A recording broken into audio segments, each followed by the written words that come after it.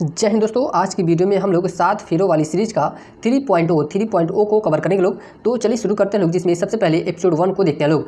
और इसमें सबसे पहला टॉपिक है मौलिक अधिकार। मौलिक अधिकार यह बहुत इंपॉर्टेंट टॉपिक है। तो मौलिक अधिकार के बारे में देखते हैं लोग। संविधान के भाग 3 में इसका वर्णन किया गया है। और अनुच्छेद की बात किया जाए तो किस अनुच्छेद में, तो 12 से 35, अनुच्छेद 12 से 35 में मूल अधिकार का वर्णन हमें मिलता है। तो संविधान के भाग 3 अनुच्छेद 12 से 35 में मौलिक अधिकारों का उल्लेख है। संविधान के भाग 3 को भारत का मैग्ना कार्टा कहा जाता है। भारत का मैग्ना कार्टा किससे संविधान के भाग को कहा जाता है, तो भाग 3 को कहा जाता है। मूल अधिकारों की संख्या की बात की जाए तो मूल अधिकार की संख्या 6 है। कितनी है वर्तमान में मूल अधिकार कितने हैं, तो 6 प्रकार के हैं। पहला है समानता का अधिकार। समानता का अधिकार का वर्णन अनुच्छेद 14 से 18 में किया गया है। अनुच्छेद 14 से 18 में किससे अधिकार का वर्णन किया गया है, तो समानता का अधिकार। स्वतंत्रता का अधिकार दूसरा है। स्वतंत्रता का अधिकार, इसका वर्णन अनुच्छेद 19 से 22 में किया गया है। तीसरा है शोषण के विरुद्ध अधिकार, इसका वर्णन 23 और 24 में किया गया है। चौथा है धार्मिक के स्वतंत्रता का अधिकार, इसका वर्णन 25 से 28 में किया गया है। पांचवा है संस्कृति और शिक्षा संबंधी अधिकार, इसका वर्णन अनुच्छेद 29 से 30 में किया गया है। और अंतिम यानी कि छठा है संवैधानिक उपचारों का अधिकार, इसका वर्णन अनुच्छेद 32 में किया गया है। और यह जो सीरीज है, कभी कभी यह सीरीज सजाने के लिए भी दे देता है। यानी कि यह सीरीज है समानता के बाद स्वतंत्रता, स्वतंत्रता के बाद शोषण, शोषण के बाद धार्मिक, धार्मिक के बाद संस्कृति और संवैधानिक। डॉक्टर भीमराव अंबेडकर ने अनुच्छेद 32 को भारतीय संविधान का हृदय और आत्मा कहा था। डॉक्टर भीमराव अंबेडकर ने अनुच्छेद 32 को क्या कहा था, तो भारतीय संविधान का हृदय और आत्मा कहा था। सर्वोच्च न्यायालय अनुच्छेद 32 के तहत 5 प्रकार की रिट जारी कर सकता है। सर्वोच्च न्यायालय किस अनुच्छेद के तहत 5 प्रकार की रिट जारी करता है, तो अनुच्छेद 32 के तहत। और वहीं हाई कोर्ट की बात किया जाए तो अनुच्छेद 226 के तहत यह 5 प्रकार की रिट जारी करता है। कौन? High court. और वह कौन कौन से रिट होते हैं, तो पहला है बंदी प्रत्यक्षीकरण, दूसरा है अधिकार परीक्षा, तीसरा है परमादेश, चौथा है उत्प्रेषण, पांचवा है प्रतिषेध। ये 5 प्रकार के क्या है, तो रीट है। मूल अधिकार उपसमिति के अध्यक्ष कौन थे, तो जेबी कृपलानी थे। मूल अधिकार उपसमिति के अध्यक्ष जेबी कृपलानी थे। और मूल अधिकार समिति के अध्यक्ष कौन थे, तो ये बहुत इंपॉर्टेंट लाइन है कि मूल अधिकार समिति के अध्यक्ष कौन थे, तो सरदार वल्लभ भाई पटेल थे। सरदार वल्लभ भाई पटेल क्या थे, तो मूल अधिकार समिति के अध्यक्ष थे। उसके बाद ये अगला टॉपिक है साइमन कमीशन। साइमन कमीशन के बारे में देखते हैं लोग। नवंबर 1927 में सर जॉन साइमन की अध्यक्षता में एक वैधानिक कमीशन का गठन किया गया, जिसमें 7 अंग्रेज सदस्य थे। कितने अंग्रेज सदस्य थे, तो 7 अंग्रेज सदस्य थे। यह आयोग 3 फरवरी 1928 को भारत आया। यह जो डेट है बहुत इंपॉर्टेंट है कि साइमन कमीशन यानी कि यह आयोग 3 फरवरी 1928 को भारत आया। साइमन कमीशन कब भारत आया था, तो 3 फरवरी 1928 को। अगस्त प्रस्ताव, उसके बाद अगला टॉपिक है अगस्त प्रस्ताव। वायसराय लॉर्ड लिनिथगो द्वारा 8 अगस्त 1940 को एक प्रस्ताव लाया गया, जिसे अगस्त प्रस्ताव कहा गया। क्रिप्स मिशन, स्टॉपर्ट क्रिप्स के नेतृत्व में यह मिशन 1942 में भारत आया था। क्रिप्स मिशन भारत कब आया था, तो 1942 में। संविधान सभा ने राष्ट्रीय ध्वज को 22 जुलाई 1947 संविधान सभा ने राष्ट्रीय ध्वज को 22 जुलाई 1947 को और राष्ट्रीय गान व राष्ट्रीय गीत को 24 जनवरी 1950 को अपनाया। संविधान सभा ने राष्ट्रीय ध्वज को कब अपनाया, तो 22 जुलाई 1947 को अपनाया। और राष्ट्रीय गान और राष्ट्रीय गीत को संविधान सभा ने कब अपनाया, तो 24 जनवरी 1950 को अपनाया। भारतीय राष्ट्रीय गान जनगणमन को रविंद्रनाथ टैगोर ने बंगाली भाषा में लिखा था। यह किस भाषा में रविंद्रनाथ टैगोर के द्वारा लिखा गया था, तो बंगाली भाषा में लिखा गया था। 26 नवंबर 1949 को संविधान को अंगीकृत, अधिनियमित व आत्मसमर्पित किया गया। और इस दिन संविधान के कुल 16 अनुच्छेदों को लागू किया गया। यानी कि 26 नवंबर 1949 को संविधान के कितने अनुच्छेदों को लागू किया गया, तो 16 अनुच्छेदों को लागू किया गया। उसके बाद ये अगला टॉपिक है हैदराबाद रियासत के बारे में देखते हैं लोग। लॉर्ड विलेजली की सहायक संधि 1798 पर सर्वप्रथम हस्ताक्षर हैदराबाद के निज़ाम ने किए थे। और यह हस्ताक्षर कब हुआ था, तो 1798 ईस्वी में हुआ था। हैदराबाद रियासत को वर्ष 1948 में ऑपरेशन पोलो के तहत भारतीय संघ में मिलाया गया था। हैदराबाद को किस ऑपरेशन के तहत मिलाया गया था, तो ऑपरेशन पोलो के तहत मिलाया गया था। आज़ादी के समय निज़ाम उस्मान अली खान का शासन था। यहाँ पे शासक भी हो सकता है कि हैदराबाद रियासत के शासक कौन थे आज़ादी के समय, तो निज़ाम उस्मान अली खान थे। उसके बाद ये अगला टॉपिक है शास्त्रीय नृत्य व नृत्यांगना। यानी कि शास्त्रीय नृत्य एक तरफ दिया गया है और उससे संबंधित व्यक्तियों के नाम दिए गए हैं। तो भारतनाट्यम के बारे में देखते हैं लोग, इससे संबंधित कौन कौन से व्यक्तित्व रहे हैं। तो यामिनी कृष्णमूर्ति, रुक्मणी देवी, अरुणदेल, मृणाली सराबाई, मल्लिका सराबाई, उर्मिला सत्यनारायण, ये सब क्या थे, तो भारतनाट्यम की नृत्यांगना थी। उसके बाद है कुचिपुड़ी से संबंधित व्यक्तियों को देखते हैं लोग। तो यामिनी कृष्णमूर्ति, मल्लिका सराबाई, राधा रेड्डी और राजा रेड्डी। सत्रिया से संबंधित कौन हो जाएंगे, शंकरदेव हो जाएंगे। ओडिसी से संबंधित व्यक्तियों को देखते हैं लोग। तो माधवी मुदगल, केलुचरण महापात्रा, संयुक्ता पाणिग्राही। कथकली के नृत्यांगनाओं को देखते हैं लोग। तो कृष्णन कुहरी, कृष्ण नायर, आनंद शिवरामन। कथक से संबंधित व्यक्ति कौन कौन से थे, तो पंडित बिरजू महाराज, ये इंपॉर्टेंट है। पंडित बिरजू महाराज का संबंध, यहाँ से क्वेश्चन बनता है कि पंडित बिरजू महाराज का संबंध किस कला से था, तो कथक से था। लक्ष्मण महाराज और सितारा देवी। मणिपुरी से संबंधित व्यक्ति कौन थे, तो छाबेरी बहनें थी। मोहिनीअट्टम में देखते हैं लोग। तो कल्याणी अम्मा, हेमा मालिनी, श्रीदेवी, भारती शिवाजी। गवर्नर जनरल की कार्यकारी परिषद में मनोनीत होने वाले प्रथम भारतीय सत्येंद्र प्रसाद सिन्हा थे। गवर्नर जनरल की कार्यकारी परिषद में मनोनीत होने वाले प्रथम भारतीय कौन थे, तो सत्येंद्र प्रसाद सिन्हा थे। ये नियुक्ति भारत परिषद अधिनियम 1909 के तहत की गई थी। उसके बाद अगला टॉपिक है लॉर्ड डफरिन के बारे में देखते हैं लोग। तो भारतीय राष्ट्रीय कांग्रेस की स्थापना सन 1885। भारतीय राष्ट्रीय कांग्रेस की स्थापना कब हुई थी, तो 1885 में। भारतीय राष्ट्रीय कांग्रेस की स्थापना सन 1885 में ए ओ ह्यूम द्वारा लॉर्ड डफरिन के कार्यकाल में हुई थी। यानी कि जब कांग्रेस की स्थापना हुई थी तो उस समय भारत में इसका यानी कि कौन था, तो लॉर्ड डफरिन का शासनकाल था। उसके बाद ये अगला टॉपिक है इल्बर्ट बिल 1883। इस बिल को 1883 में सर कोर्टने पेरिग्रीन इल्बर्ट द्वारा पेश किया गया था। किसके द्वारा पेश किया गया था, तो सर कोर्टने पेरिग्रीन इल्बर्ट के द्वारा पेश किया गया था। यह जो सन है थोड़ा मिस्टेक हो सकता है, क्योंकि इसमें क्या हुआ है कि हैंड राइटिंग नोट से पहले भी बता चुका हूँ कि थोड़ा बहुत सन ईस्वी में ऊपर नीचे हो सकते हैं। तो आप लोग यानी कि स्टैंडर्ड बुक से इसे आप कवर कर सकते हैं या गूगल कर सकते हैं। इस समय वायसराय लॉर्ड रिपन थे। इस समय यानी कि जब इल्बर्ट बिल आया था तो उस समय वायसराय कौन थे, तो लॉर्ड रिपन थे। इस बिल ने भारतीय न्यायाधीशों को अंग्रेजों और यूरोपीय लोगों के मुकदमों को संभालने की अनुमति प्रदान की। यानी कि इल्बर्ट बिल में क्या था, तो इस बिल ने भारतीय न्यायाधीशों को अंग्रेजों और यूरोपीय लोगों के मुकदमे को संभालने की अनुमति प्रदान की। यानी कि अंग्रेजों के भी मुकदमे देख सकते थे भारतीय न्यायाधीश और यूरोपीय लोगों के भी मुकदमे देख सकते थे भारतीय न्यायाधीश। भारत में जनगणना की शुरुआत 1872 में लॉर्ड मेयो के शासनकाल में हुई थी। प्रथम दशकीय आधार पर जनगणना 1881 में लॉर्ड रिपन के शासनकाल में हुई थी। किसके शासनकाल में, तो लॉर्ड रिपन के शासनकाल में शुरू हुई थी। शिक्षा से संबंधित हंटर आयोग, कौन सा आयोग, हंटर आयोग का गठन 1882 ईस्वी में लॉर्ड रिपन के शासनकाल में किया गया था। यहाँ से ऐसे क्वेश्चन बनता है कि हंटर आयोग का संबंध किससे है, शिक्षा से है, कृषि से है या व्यापार से है। तो अधिकतर स्टूडेंट यहीं से फंसते हैं कि जो अभी बता रहे हैं कि हंटर आयोग का संबंध किससे है, तो इसका संबंध शिक्षा से हो जाएगा। सांप्रदायिक पंचायत, इससे पंचायत की घोषणा 16 अगस्त 1932 को ब्रिटिश प्रधानमंत्री रेमसे मैकडोनाल्ड ने की थी। सांप्रदायिक पंचायत की घोषणा किसके द्वारा की गई थी, तो रेमसे मैकडोनाल्ड के द्वारा की गई थी। इसमें अल्पसंख्यकों और दलित वर्गों के लिए अलग निर्वाचन मंडल और आरक्षित सीटों को शामिल किया गया था। उसके बाद ये अगला टॉपिक है पूना पैक्ट के बारे में देखते हैं लोग। यह समझौता 24 सितंबर 1932, यह डेट इंपॉर्टेंट है कि पूना पैक्ट कब हुआ था, तो 24 सितंबर 1932 को महात्मा गांधी और भीमराव अंबेडकर के मध्य हुआ था। इसके तहत दलित वर्ग को राजनीतिक अधिकार प्रदान किए गए थे। यहाँ से ऐसे क्वेश्चन बन सकता है कि पूना पैक्ट में किसे अधिकार दिए गए थे, तो दलित वर्ग को राजनीतिक अधिकार दिए गए थे। यानी कि इसमें आरक्षित सीटें भी दी गई थी महात्मा गांधी के द्वारा।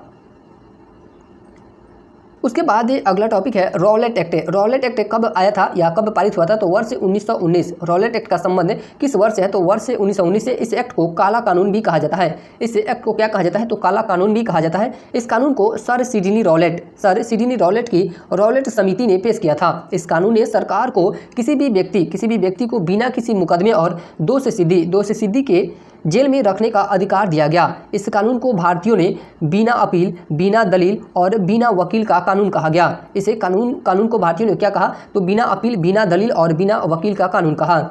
यह कानून लॉर्ड चेम्सफोर्ड के शासनकाल में लागू किया गया था। ये भी इंपॉर्टेंट है कि रॉलेट एक्ट जो आया था वह किसके शासनकाल में लागू किया गया था? तो लॉर्ड चेम्सफोर्ड के शासनकाल में लागू किया गया था।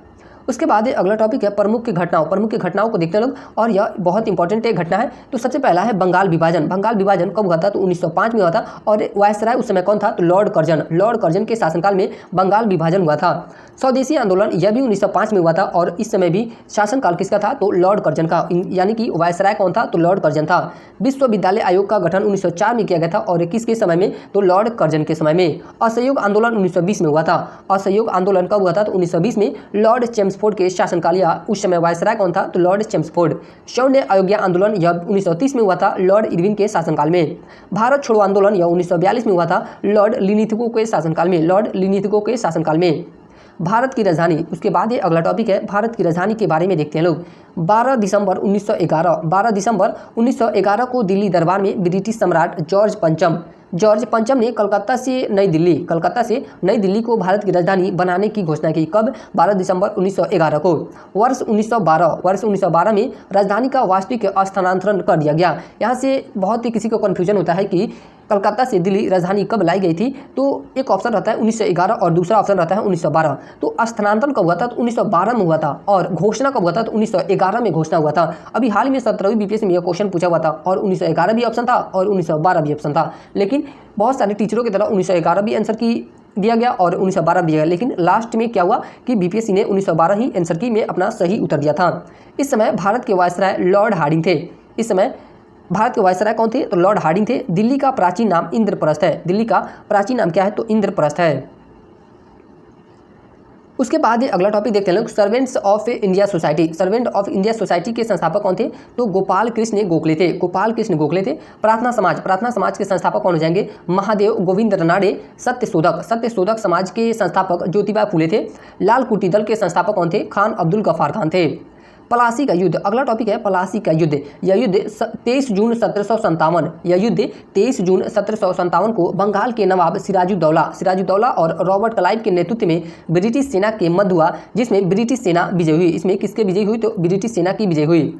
राजा जमोरिन, अगला टॉपिक है राजा जमोरिन के बारे में। पुर्तगाली यात्री वास्को डिगामा 20 मई 1498 को भारत पहुंचने वाला समुद्र के रास्ते पहले यूरोपियन थे। यहाँ कालीकट के राजा, यानी कि यहाँ पे कहाँ पे? समुद्र तट पे कालीकट के राजा जमोरी ने वास्को डिगामा का भव्य स्वागत किया था। वास्को डिगामा का स्वागत किसके द्वारा किया गया था? तो कालीकट के राजा जमोरिन के द्वारा किया गया था। ब्लू वाटर पॉलिसी, उसके बाद अगला टॉपिक है ब्लू वाटर पॉलिसी। ये भी इंपॉर्टेंट टॉपिक है। पुर्तगाली जो यह थे फ्रांसिस्को डी अल्मोड़ा, यह कहाँ से थे? तो पुर्तगाल से थे। तो पुर्तगाली फ्रांसिस्को डी अल्मोड़ा ने इस पॉलिसी की शुरुआत की थी। ब्लू वाटर पॉलिसी की शुरुआत किसके द्वारा की गई थी? तो फ्रांसिस्को डी अल्मेडा के द्वारा। इस पॉलिसी का उद्देश्य हिंद महासागर में पुर्तगाली नौसैनिक शक्ति और व्यापारिक शक्ति स्थापित करना था, न कि भारतीय तटों और भूमि पर किले बनाना। 1505 में फ्रांसिस्को डी अल्मेडा को भारत में प्रथम पुर्तगाली गवर्नर के रूप में नियुक्त किया गया था। 1505 ईस्वी में फ्रांसिस्को डी अल्मेडा को भारत में प्रथम पुर्तगाली गवर्नर के रूप में नियुक्त किया गया था। अल्फांसो डी अल्बुकर्क के इसका शासनकाल की बात किया जाए तो 1509 से 1515 ईस्वी तक रहा था। अल्फांसो डी अल्बुकर्क पुर्तगाली शक्ति का वास्तविक संस्थापक, यानी कि पुर्तगाली शक्ति का वास्तविक संस्थापक किसे माना जाता है? तो अल्फांसो डी अल्बुकर्क को माना जाता है। भारत में सर्वप्रथम विदेशी व्यापारी कंपनियों के रूप में पुर्तगाली आए थे। कौन आए थे? पुर्तगाली आए थे, और सबसे बाद में यानी कि 1961 में भी गए। यानी कि सबसे पहले पुर्तगाली आए थे और सबसे बाद में वहीं पुर्तगाली गए थे। कब गए थे? तो लास्ट यानी कि 1961 ईस्वी में। तंबाकू की खेती और प्रिंटिंग प्रेस का भारत में विकास पुर्तगालियों की देन है। तंबाकू खेती और प्रिंटिंग प्रेस किसकी देन है? तो पुर्तगालियों की ही देन है। 1661 ईस्वी में अंग्रेज शासक चार्ल्स द्वितीय की शादी पुर्तगाल की राजकुमारी कैथरीन ऑफ ब्रेगेंजा के साथ हुई। चार्ल्स द्वितीय को दहेज के रूप में बम्बई यानी कि मुंबई शहर प्राप्त हुआ था। बंगाल में द्वैत शासन, अगला टॉपिक है बंगाल में द्वैत शासन की शुरुआत 1765 में रॉबर्ट क्लाइव ने की थी तथा 1772 ईस्वी में वारेन हेस्टिंगस ने समाप्त कर दिया। यानी कि बंगाल में द्वैत शासन किसके द्वारा समाप्त किया गया था? तो वारेन हेस्टिंगस के द्वारा समाप्त किया गया था। और कब किया गया था? तो 1772 ईस्वी में समाप्त किया गया था।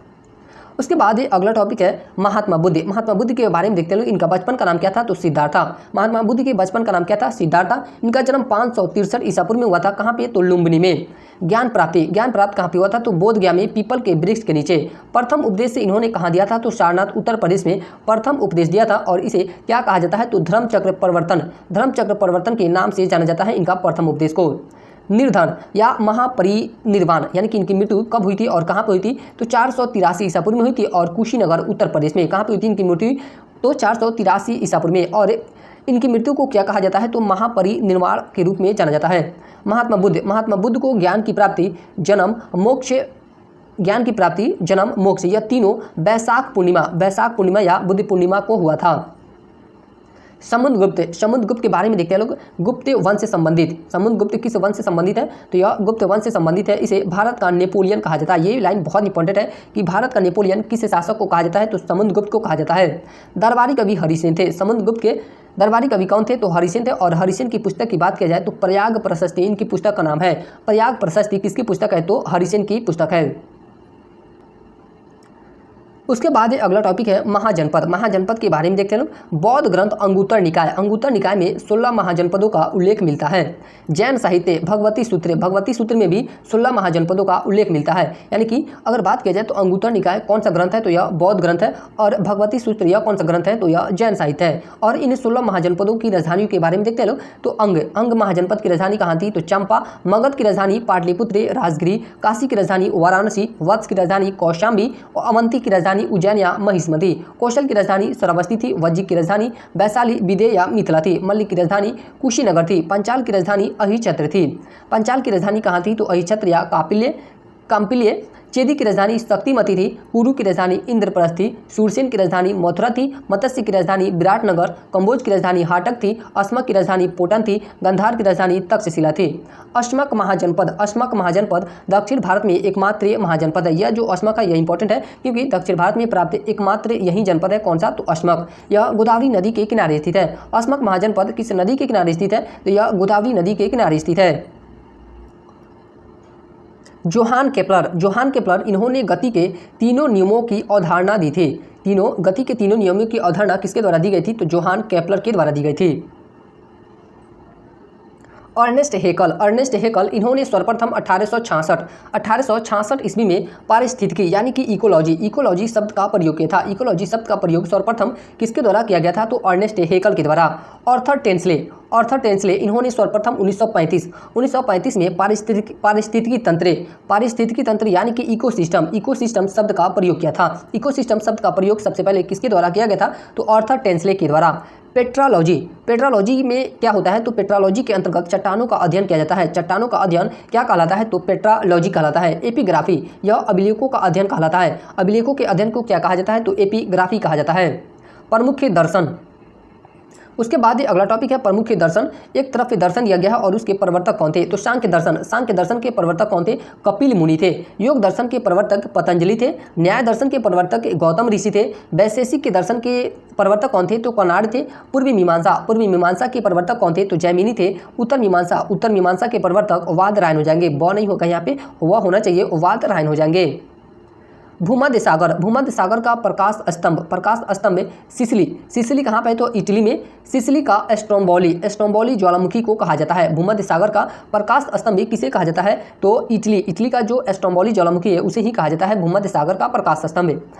ढोला सादिया पुल, इसे भूपेन हजारिका पुल भी कहा जाता है। ढोला सादिया पुल को, यह लोहित नदी पर बना हुआ है। ढोला सादिया पुल किस नदी पे बना हुआ है? तो यह लोहित नदी पे बना हुआ है। एपिसोड 1 ने समाप्त हुआ और एपिसोड 2 की तरफ बढ़ते हैं लोग। और उसके बाद हम लोग का शुरू होता है एपिसोड 2, जिसमें सबसे पहला टॉपिक है प्रमुख वाद्य यंत्र और उसके वादक, यानी कि प्रमुख वाद्य यंत्र एक तरफ दिया गया है और उसके वादक यानी कि उससे संबंधित व्यक्ति कौन कौन से थे। तो सितार, सबसे पहला है सितार। सितार के यानी कि सितार वादक कौन कौन से व्यक्ति हैं, तो पंडित रविशंकर, यह क्या थे, तो सितार वादक थे। उस्ताद विलायत खां, उमा शंकर मिश्रा, अन्नपूर्णा देवी, बुधादित्य मुखर्जी, ये सब क्या थे, तो सितार वादक थे। सरोद वादक अलाउद्दीन खान, अली अकबर खां, अमजद अली खान, संजीव तारानाथ, बुद्धदेव दासगुप्ता, ये सब क्या थे, तो सरोद वादक थे। बांसुरी वादक पन्नालाल घोष, हरिप्रसाद चौरसिया, राकेश चौरसिया, राजेंद्र कुलकर्णी, ये सब क्या थे, तो यह सब बांसुरी वादक थे। तबला वादक जाकिर हुसैन, ये इंपॉर्टेंट है। उसके बाद पंडित जसराज, किशन महाराज, विक्रम घोष, स्वराज चौधरी, अल्लाह राका खान, निखिल घोष, ये सब क्या थे, तो तबला वादक थे। क्या थे, तो तबला वादक थे। पखावज क्या है, तो यह एक प्रकार का वाद्य यंत्र है। केलूचरण महापात्रे, ये भी इंपॉर्टेंट है। केलूचरण महापात्र का संबंध किससे है, तो पखावज से है। तोताराम शर्मा, ठाकुर लक्ष्मण सिंह। उसके बाद शहनाई से संबंधित व्यक्तियों के बारे में देखते हैं लोग। उस्ताद बिस्मिल्ला खां, ये इंपॉर्टेंट है, बहुत इंपॉर्टेंट है, उस्ताद बिस्मिल्ला खां। तो उस्ताद बिस्मिल्ला खान क्या थे, तो शहनाई वादक थे। बागेश्वरी कमर दया शंकर, ये भी क्या थे, तो शहनाई वादक थे। संतूर वादक के पंडित शिव कुमार शर्मा, भजन सोपारी, तरुण भट्टाचार्य, ये सब स्टैटिक्स का पोर्शन है। तो इसमें कोई ट्रिक्स या कोई मेथड वगैरह नहीं लगता है, डायरेक्ट इसे रट्टा ही मारा जाता है। उसके बाद अगला टॉपिक है फिल्म के बारे में देखते हैं लोग। भारत की पहली मूक फिल्म सत्यजीत रे द्वारा 1913 में राजा हरिश्चंद्र बनाई गई थी। कौन सी फिल्म बनाई गई थी, तो राजा हरिश्चंद्र बनाई गई थी। यह भारत की पहली मूक फिल्म थी। भारत की पहली फिल्म बोलती फीचर फिल्म दादा साहब फाल्के, किसके द्वारा, दादा साहब फाल्के के द्वारा वर्ष 1931 में आलम आरा को बनाया गया था। यानी कि भारत की सबसे पहली बोलती फिल्म कौन सी थी, तो आलम आरा थी। और यह किसके द्वारा बनाई गई थी, तो दादा साहब फाल्के के द्वारा बनाई गई थी। सारे जहां से अच्छा हिंदोस्तान हमारा गीत मोहम्मद इकबाल ने 1904 में लिखा। कब लिखा, तो 1904 में। और यह गीत किसके द्वारा लिखा गया है, तो मोहम्मद इकबाल के द्वारा लिखा गया है। उसके बाद ही अगला टॉपिक है चित्रकला। राजा रवि शर्मा इनको भारत का पहला आधुनिक चित्रकार माना जाता है। भारत का पहला आधुनिक चित्रकार किसे माना जाता है, तो राजा रवि वर्मा को। और इनको आधुनिक की भारतीय कला का जनक भी कहा जाता है। आधुनिक की भारतीय कला का जनक किसे कहा जाता है, तो राजा रवि वर्मा को। इन्होंने अनेक चित्र बनाए, जिनमें त्रावणकोर की महारानी, त्रावणकोर के महाराजा बकीहाम और चंदोस के ड्यूक का स्वागत करते हुए इत्यादि। अवनींद्रनाथ टैगोर इनको भारत का सर्वकालिक महान चित्रकार माना जाता है। इन्होंने वर्ष 1905 में भारत माता का चित्र बनाया था। भारत माता का चित्र किसके द्वारा बनाया गया था, तो अवनींद्रनाथ टैगोर के द्वारा। अमृता शेरगिल और नंदलाल घोष का संबंध भी चित्रकला से। ये भी लाइन इंपॉर्टेंट है कि अमृता शेरगिल और नंदलाल घोष का संबंध किस कला से है, तो चित्रकला से। उसके बाद अगला टॉपिक है लोक नृत्य। किस राज्य के कौन कौन से लोक नृत्य है, तो उसको देखते हैं लोग। उड़ीसा का कौन कौन सा लोक नृत्य है, तो घुमरा है, दलखई है, गोतीपुआ है, मयूरभंज और छऊ है। छऊ इंपॉर्टेंट है। पश्चिम बंगाल का लोक नृत्य कौन कौन सा है, तो गंभीरा, कीर्तन, बाउल, पुरुलिया छऊ, अलकाप। झारखंड का लोक नृत्य सरायकेला छऊ, कर्मा, सरहुल, ये इंपॉर्टेंट है। सरहुल यह कहाँ का लोक नृत्य है, तो झारखंड का। मुंडारी, जानकी झूमर। बिहार का लोक नृत्य की बात करते हैं तो जाट जटिन, विदेशिया, ये इंपॉर्टेंट है। विदेशिया इसके प्रवर्तक यानी कि इसके जनक कौन थे, तो यह इसके जनक विदेशिया के भिखारी ठाकुर थे। झुमरी और बखो बखीनी और राम खेलिया, इसमें से विदेशिया और जाट जातिन प्रमुख है जो बिहार का लोक नृत्य है। मध्य प्रदेश का लोक नृत्य कौन कौन सा है, तो जवारा है, मटकी है, भगोरिया, सेंटम, सेला भदुनी। छत्तीसगढ़ का लोक नृत्य की बात करते हैं तो राउत, पिंडवानी, ये इंपॉर्टेंट है। पिंडवानी कहाँ का लोक नृत्य है, तो छत्तीसगढ़ का। पंथी, शुआ, गोरमारिया। सिक्किम का लोक नृत्य चूफाट, सिंगी, छाम, सिकमारी, मारुनी। अरुणाचल प्रदेश का लोक नृत्य रिखमपाड़ा, पोपीर, पोनुंग, अजीलामू। नागालैंड, उसके बाद अगला टॉपिक नहीं है, अगला राज्य है नागालैंड का लोक नृत्य की बात करते हैं तो रेगम्बा, जेलियांग, नूरालिम, चांगशांग। मणिपुर के लोक नृत्य कौन कौन से, तो थांगडा है, पुंग चोलम है, जागोई चोलम है और थबल चोंगबा है। मिजोरम की कौन कौन से लोक नृत्य है, तो चाप चारकुट, ये इंपॉर्टेंट है। चाप चारकुट, खुल्लम, जंगा टालम, सरल सरल मकाई, गोवा, गोवा का लोक नृत्य देखली, फुगड़ी, घोड़े मोदिनी, रनमाले, धनगर, ये सब कहाँ के लोक नृत्य है तो गोवा के। उसके बाद है कर्नाटक। कर्नाटक की लोकनृत्य की बात करते हैं लोग तो यक्षगान, यक्षगान, ढोलू, कुनीथा, बीरगासे, हुलवेश, ये सब कहाँ के लोकनृत्य है तो कर्नाटक के। आंध्र प्रदेश, आंध्र प्रदेश के लोकनृत्य वीरनाट्यम, वीरनाट्यम, भामा कल्पम, घंटा घंटा मर्दाला, गुशाड़ी, कुम्मी। तेलंगाना, तेलंगाना का लोक नृत्य बुनालू, ये इंपॉर्टेंट है कि बुनालू कहाँ का लोक नृत्य है तो तेलंगाना का। माथुरी, पेरिनी, शिवतांडव, गुशाड़ी। केरल, केरल का कौन कौन सा है तो थेयम, थेयम, पदेनी, निशागंधी, वेलाकल्ली, मुड्डीयेटू। तमिलनाडु, तमिलनाडु का लोक नृत्य की बात करते हैं लोग तो कोलाटम, कोलाटम, कावड़ी अट्टम, काई सिलम्बम और करगम। उत्तराखंड, उत्तराखंड का लोक नृत्य कौन कौन सा है तो रम्मान है, चांचरी, छोलिया, छपेली, हुड़किया बोल। असम, असम का बगरुम्बा, ये इंपॉर्टेंट है, असम का बगरुम्बा यानी कि बगरुम्बा कहाँ का लोक नृत्य है तो असम का। अंकिया नाट्य बिहू, ये भी इंपॉर्टेंट है, बिहू। खेल गोपाल, ओजापल्ली। गुजरात का लोक नृत्य गरबा, ये इंपॉर्टेंट है, गरबा, डांडिया, ये दोनों इंपॉर्टेंट है कि गरबा और डांडिया कहाँ का लोक नृत्य है तो गुजरात का। भवई जुड़ियन, ये भी गुजरात का है। हरियाणा का लोक नृत्य फाग, धमाल, श्वांग, खोरिया, गुग्गा और झूमर है। महाराष्ट्र, महाराष्ट्र का लोक नृत्य लावली, ये इंपॉर्टेंट है, लावली कहाँ का लोक नृत्य है तो महाराष्ट्र का। लेजिम, तमाशा, धनगिरी राजा, धनगिरी राजा। हिमाचल प्रदेश का लोक नृत्य छपेली है, छरिही नृत्य, घुरेही, धमार और नाटी। लद्दाख का लोक नृत्य की बात करते हैं लोग तो सोंडोल, जबरो, एस्पाओ, तुखनमो। मेघालय का लोक नृत्य नोंगक्रेम, वांगला, बेहदी खलम, लाहो, ये सब कहाँ के लोक नृत्य है तो मेघालय के।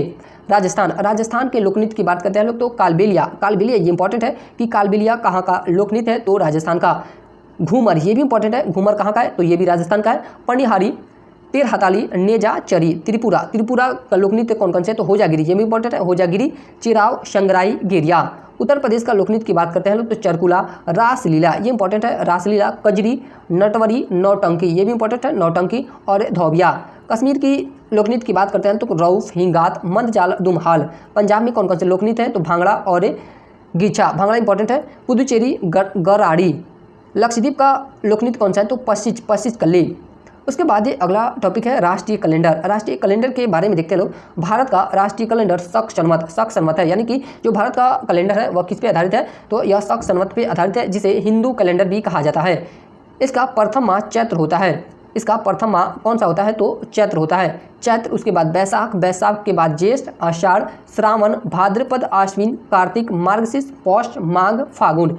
ये सब क्या है तो 12 महीना है, 12 महीना शक संवत के कैलेंडर के। भारतीय नववर्ष चैत्र, चैत्र शुक्ल एकम से प्रारंभ होता है। भारतीय नववर्ष कब से प्रारंभ होता है तो चैत्र शुक्ल एकम से प्रारंभ होता है। उसके बाद ही अगला टॉपिक देखें लोग संगीत नाटक अकादमी। संगीत नाटक अकादमी की स्थापना कब हुई थी तो इसकी स्थापना 31 मई 1952 को किया गया था। कब किया गया था 31 मई 1952 को। इसका मुख्यालय कहाँ पे है तो रविंद्र भवन नई दिल्ली में है। संगीत नाटक अकादमी का मुख्यालय कहाँ है तो नई दिल्ली में। इसका उद्देश्य की बात करते हैं लोग तो भारत के नृत्य, नाटक और संगीत के विकास को बढ़ावा देना इसका उद्देश्य है। उसके बाद अगला है ललित कला अकादमी। ललित कला अकादमी की स्थापना 5 अगस्त 1954 को किया गया था। कब किया गया था 5 अगस्त 1954 को किया गया था और इसका मुख्यालय वहीं पे रविंद्र भवन नई दिल्ली में है। और इसका उद्देश्य क्या है तो कला संस्कृति, विशेष रूप से चित्रकला, मूर्तिकला और ग्राफिक्स से जैसी दृश्य कलाओं को बढ़ावा देना इसका मुख्य उद्देश्य है। राष्ट्रीय फिल्म अभिलेखागार, राष्ट्रीय फिल्म अभिलेखागार की स्थापना फरवरी 1964 में की गई थी। इसकी स्थापना कब की गई थी तो फरवरी 1964 में। इसका मुख्यालय कहाँ है तो पुणे महाराष्ट्र में इसका मुख्यालय है। और इसका उद्देश्य क्या है तो भारतीय सिनेमा विरासत को प्राप्त करना और संरक्षित करना था। इसका उद्देश्य क्या है तो भारतीय सिनेमा विरासत को प्राप्त करना और संरक्षित करना। चित्रकारी, चित्रकारी एक तरफ राज्य दिया गया और राज्य से संबंधित चित्रकारी दिया गया है। तो महाराष्ट्र की चित्रकारी की बात करते हैं तो वारली और पिंगुली है। आंध्र प्रदेश की चित्रकारी कौन कौन से है तो लेपाक्षी और सवारा है। मणिपुर की चित्रकारी की बात करते हैं लोग तो खम्बाना काउफावा है। पश्चिम बंगाल में डोकरा, ये इंपॉर्टेंट है, डोकरा और कालीकट कहाँ की चित्रकारी है तो पश्चिम बंगाल की। बिहार का मधुबनी पेंटिंग, यह वर्ल्ड फेमस पेंटिंग है और यह कहाँ किस राज्य से संबंधित है तो यह बिहार से संबंधित है। इकेबाना एक जापानी कला है। इकेबाना क्या है तो यह एक प्रकार का जापानी कला है जो फूलों को सजाने से संबंधित है। 1893 में स्वामी विवेकानंद ने शिकागो कहाँ है तो यूएसए में विश्व धर्म संसद में भाग लिया था। उसके बाद ही देखते हैं लोग पैगोड़ा, सप्त पैगोड़ा किसे कहा जाता है तो महाबलीपुरम तमिलनाडु। यह कहाँ पे है तो सप्त पैगोड़ा कहाँ पे, तो महाबलीपुरम तमिलनाडु में है। ब्लैक पैगोड़ा कोणार्क मंदिर को कहा जाता है और यह उड़ीसा में है। महाबलीपुरम मंदिर कहाँ पे है, तो तमिलनाडु में, और इसे सप्त पैगोड़ा कहा जाता है। और ब्लैक पैगोड़ा किसे कहा जाता है, तो कोणार्क मंदिर को कहा जाता है और यह कहाँ पे है, तो उड़ीसा में है। गोल्डन पैगोड़ा किसे कहा जाता है, तो म्यांमार को कहा जाता है। म्यांमार को स्वर्णिम पैगोड़ा का देश भी कहा जाता है। प्रमुख महोत्सव मेले व त्यौहार, ये भी इंपॉर्टेंट है, यह भी स्टैटिक का पोर्शन है। तो सबसे पहले हम लोग देखते हैं लोग तमिलनाडु में कौन कौन से महोत्सव मेले या त्यौहार मनाए जाते हैं। तो पोंगल, ये इंपॉर्टेंट है, पोंगल, थाईपुसम, जल्लीकट्टू, ये तीनों बहुत इंपॉर्टेंट है कि यह कहाँ के महोत्सव है। पोंगल, थाईपुसम और जल्लीकट्टू, तो यह तमिलनाडु के है। उसके बाद और है कंथूरी और पुथंटू। उसके बाद है तेलंगाना में कौन कौन से महोत्सव मनाए जाते हैं, तो बोनालू और बथुकम्बा, ये दोनों इंपॉर्टेंट है कि बोनालू और बथुकम्बा यह कहाँ का महोत्सव या त्यौहार है, तो तेलंगाना का। आंध्र प्रदेश उगादी फेलिमिंगो एलम्मा जात्रा। महाराष्ट्र का कौन कौन सा महोत्सव है, तो गुड़ी पड़वा, नारली पूर्णिमा, काला घोड़ा उत्सव या काला घोड़ा महोत्सव, ये इंपॉर्टेंट है। काला घोड़ा उत्सव कहाँ मनाया जाता है, तो यह महाराष्ट्र में मनाया जाता है। उसके बाद है राजस्थान, गढ़गौड़, मरु महोत्सव, कोलायत महोत्सव, यह कहाँ के महोत्सव है, तो यह सब राजस्थान के महोत्सव हैं। बिहार के महोत्सव में शाम चकेवा, मधुश्रावणी, सोनपुर का पशु मेला। उत्तर प्रदेश कजली, कालिंजर, शाकंभरी, ताज उत्सव, ये सब कहाँ के उत्सव हैं, तो यह उत्तर प्रदेश के उत्सव हैं। उसके बाद है असम के कौन कौन से उत्सव हैं, तो मी दम मी भी, देहिंग पटकई, ये इंपॉर्टेंट है। देहिंग पटकई कहाँ का उत्सव है, तो यह असम का है। अली आई लिगांगे। त्रिपुरा में कौन कौन से उत्सव मनाए जाते हैं, तो खारची पूजा, होजागिरी, बीजू और केर पूजा और होजागिरी, ये इंपॉर्टेंट है। बाघ की गुफाएं मध्य प्रदेश में स्थित है। बाघ की गुफाएं कहाँ पे स्थित है, तो यह मध्य प्रदेश में स्थित है। राजस्थान में जस नाथी संप्रदाय द्वारा अग्नि नृत्य किया जाता है। राजस्थान में किस संप्रदाय द्वारा अग्नि नृत्य किया जाता है, तो जसनाथी संप्रदाय के द्वारा। सोनम लोसुंग सिक्किम के भूटिया जनजाति का 9 वर्षीय महोत्सव है। भूटिया जनजाति का 9 वर्षीय महोत्सव का नाम क्या है, तो सोनम लोसुंग है। स्विट्जरलैंड में academy of performing arts and research की स्थापना मंगलमपल्ली बाल मुरली कृष्ण संगीतकार ने की थी। यानी कि स्विट्जरलैंड में academy of performing arts and research की स्थापना किसके द्वारा की गई थी, तो मंगलपल्ली बाल मुरली कृष्ण के द्वारा। और यह क्या थे, बाल मुरली कृष्ण, तो यह संगीतकार थे। उसके बाद एपिसोड 3 को देखते हैं लोग। एपिसोड 3 देखते हैं लोग, 5 जगत वर्गीकरण और इन वर्गीकरण को देखते हैं लोग। रॉबर्ट वी टेकर ने जीवों को 5 वर्गीकरण में बांटा। यानी कि यह किसके द्वारा बांटा गया, तो रॉबर्ट वी टेकर के द्वारा। कब बांटा गया, तो वर्ष 1969 में। कब बांटा गया था, तो वर्ष 1969 में। कौन कौन से हैं, तो जीव जगत, तो मोनेरा जगत, प्रोटिस्टा जगत, फंजाई, प्लांटी और एनिमिलिया। मोनेरा है, प्रोटिस्टा है, फंजाई है, प्लांटी है और एनिमिलिया है। जीव विज्ञान, बायोलॉजी शब्द लैमार्क और ट्रेविनास ने दिया था। जीव विज्ञान शब्द किसके द्वारा दिया गया था, तो लैमार्क और ट्रेविनास के द्वारा दिया गया था। कार्ल लिनियस को फादर ऑफ टेक्सोनॉमी किसे कहा जाता है, तो कार्ल लिनियस को कहा जाता है फादर ऑफ टेक्सोनॉमी। तारक काय केवल जंतु कोशिका में पाया जाता है। तारक काय केवल किस में पाया जाता है, तो यह केवल जंतु कोशिका में पाया जाता है। हरित लवक केवल पादप कोशिकाओं में पाया जाता है। माइटोकॉन्ड्रिया की खोज अल्टमैन ने की थी। माइटोकॉन्ड्रिया की खोज किसके द्वारा की गई थी, तो अल्टमैन के द्वारा की गई थी। माइटोकॉन्ड्रिया कोशिका का श्वसन अंग है। माइटोकॉन्ड्रिया क्या है, तो यह कोशिका का श्वसन अंग है।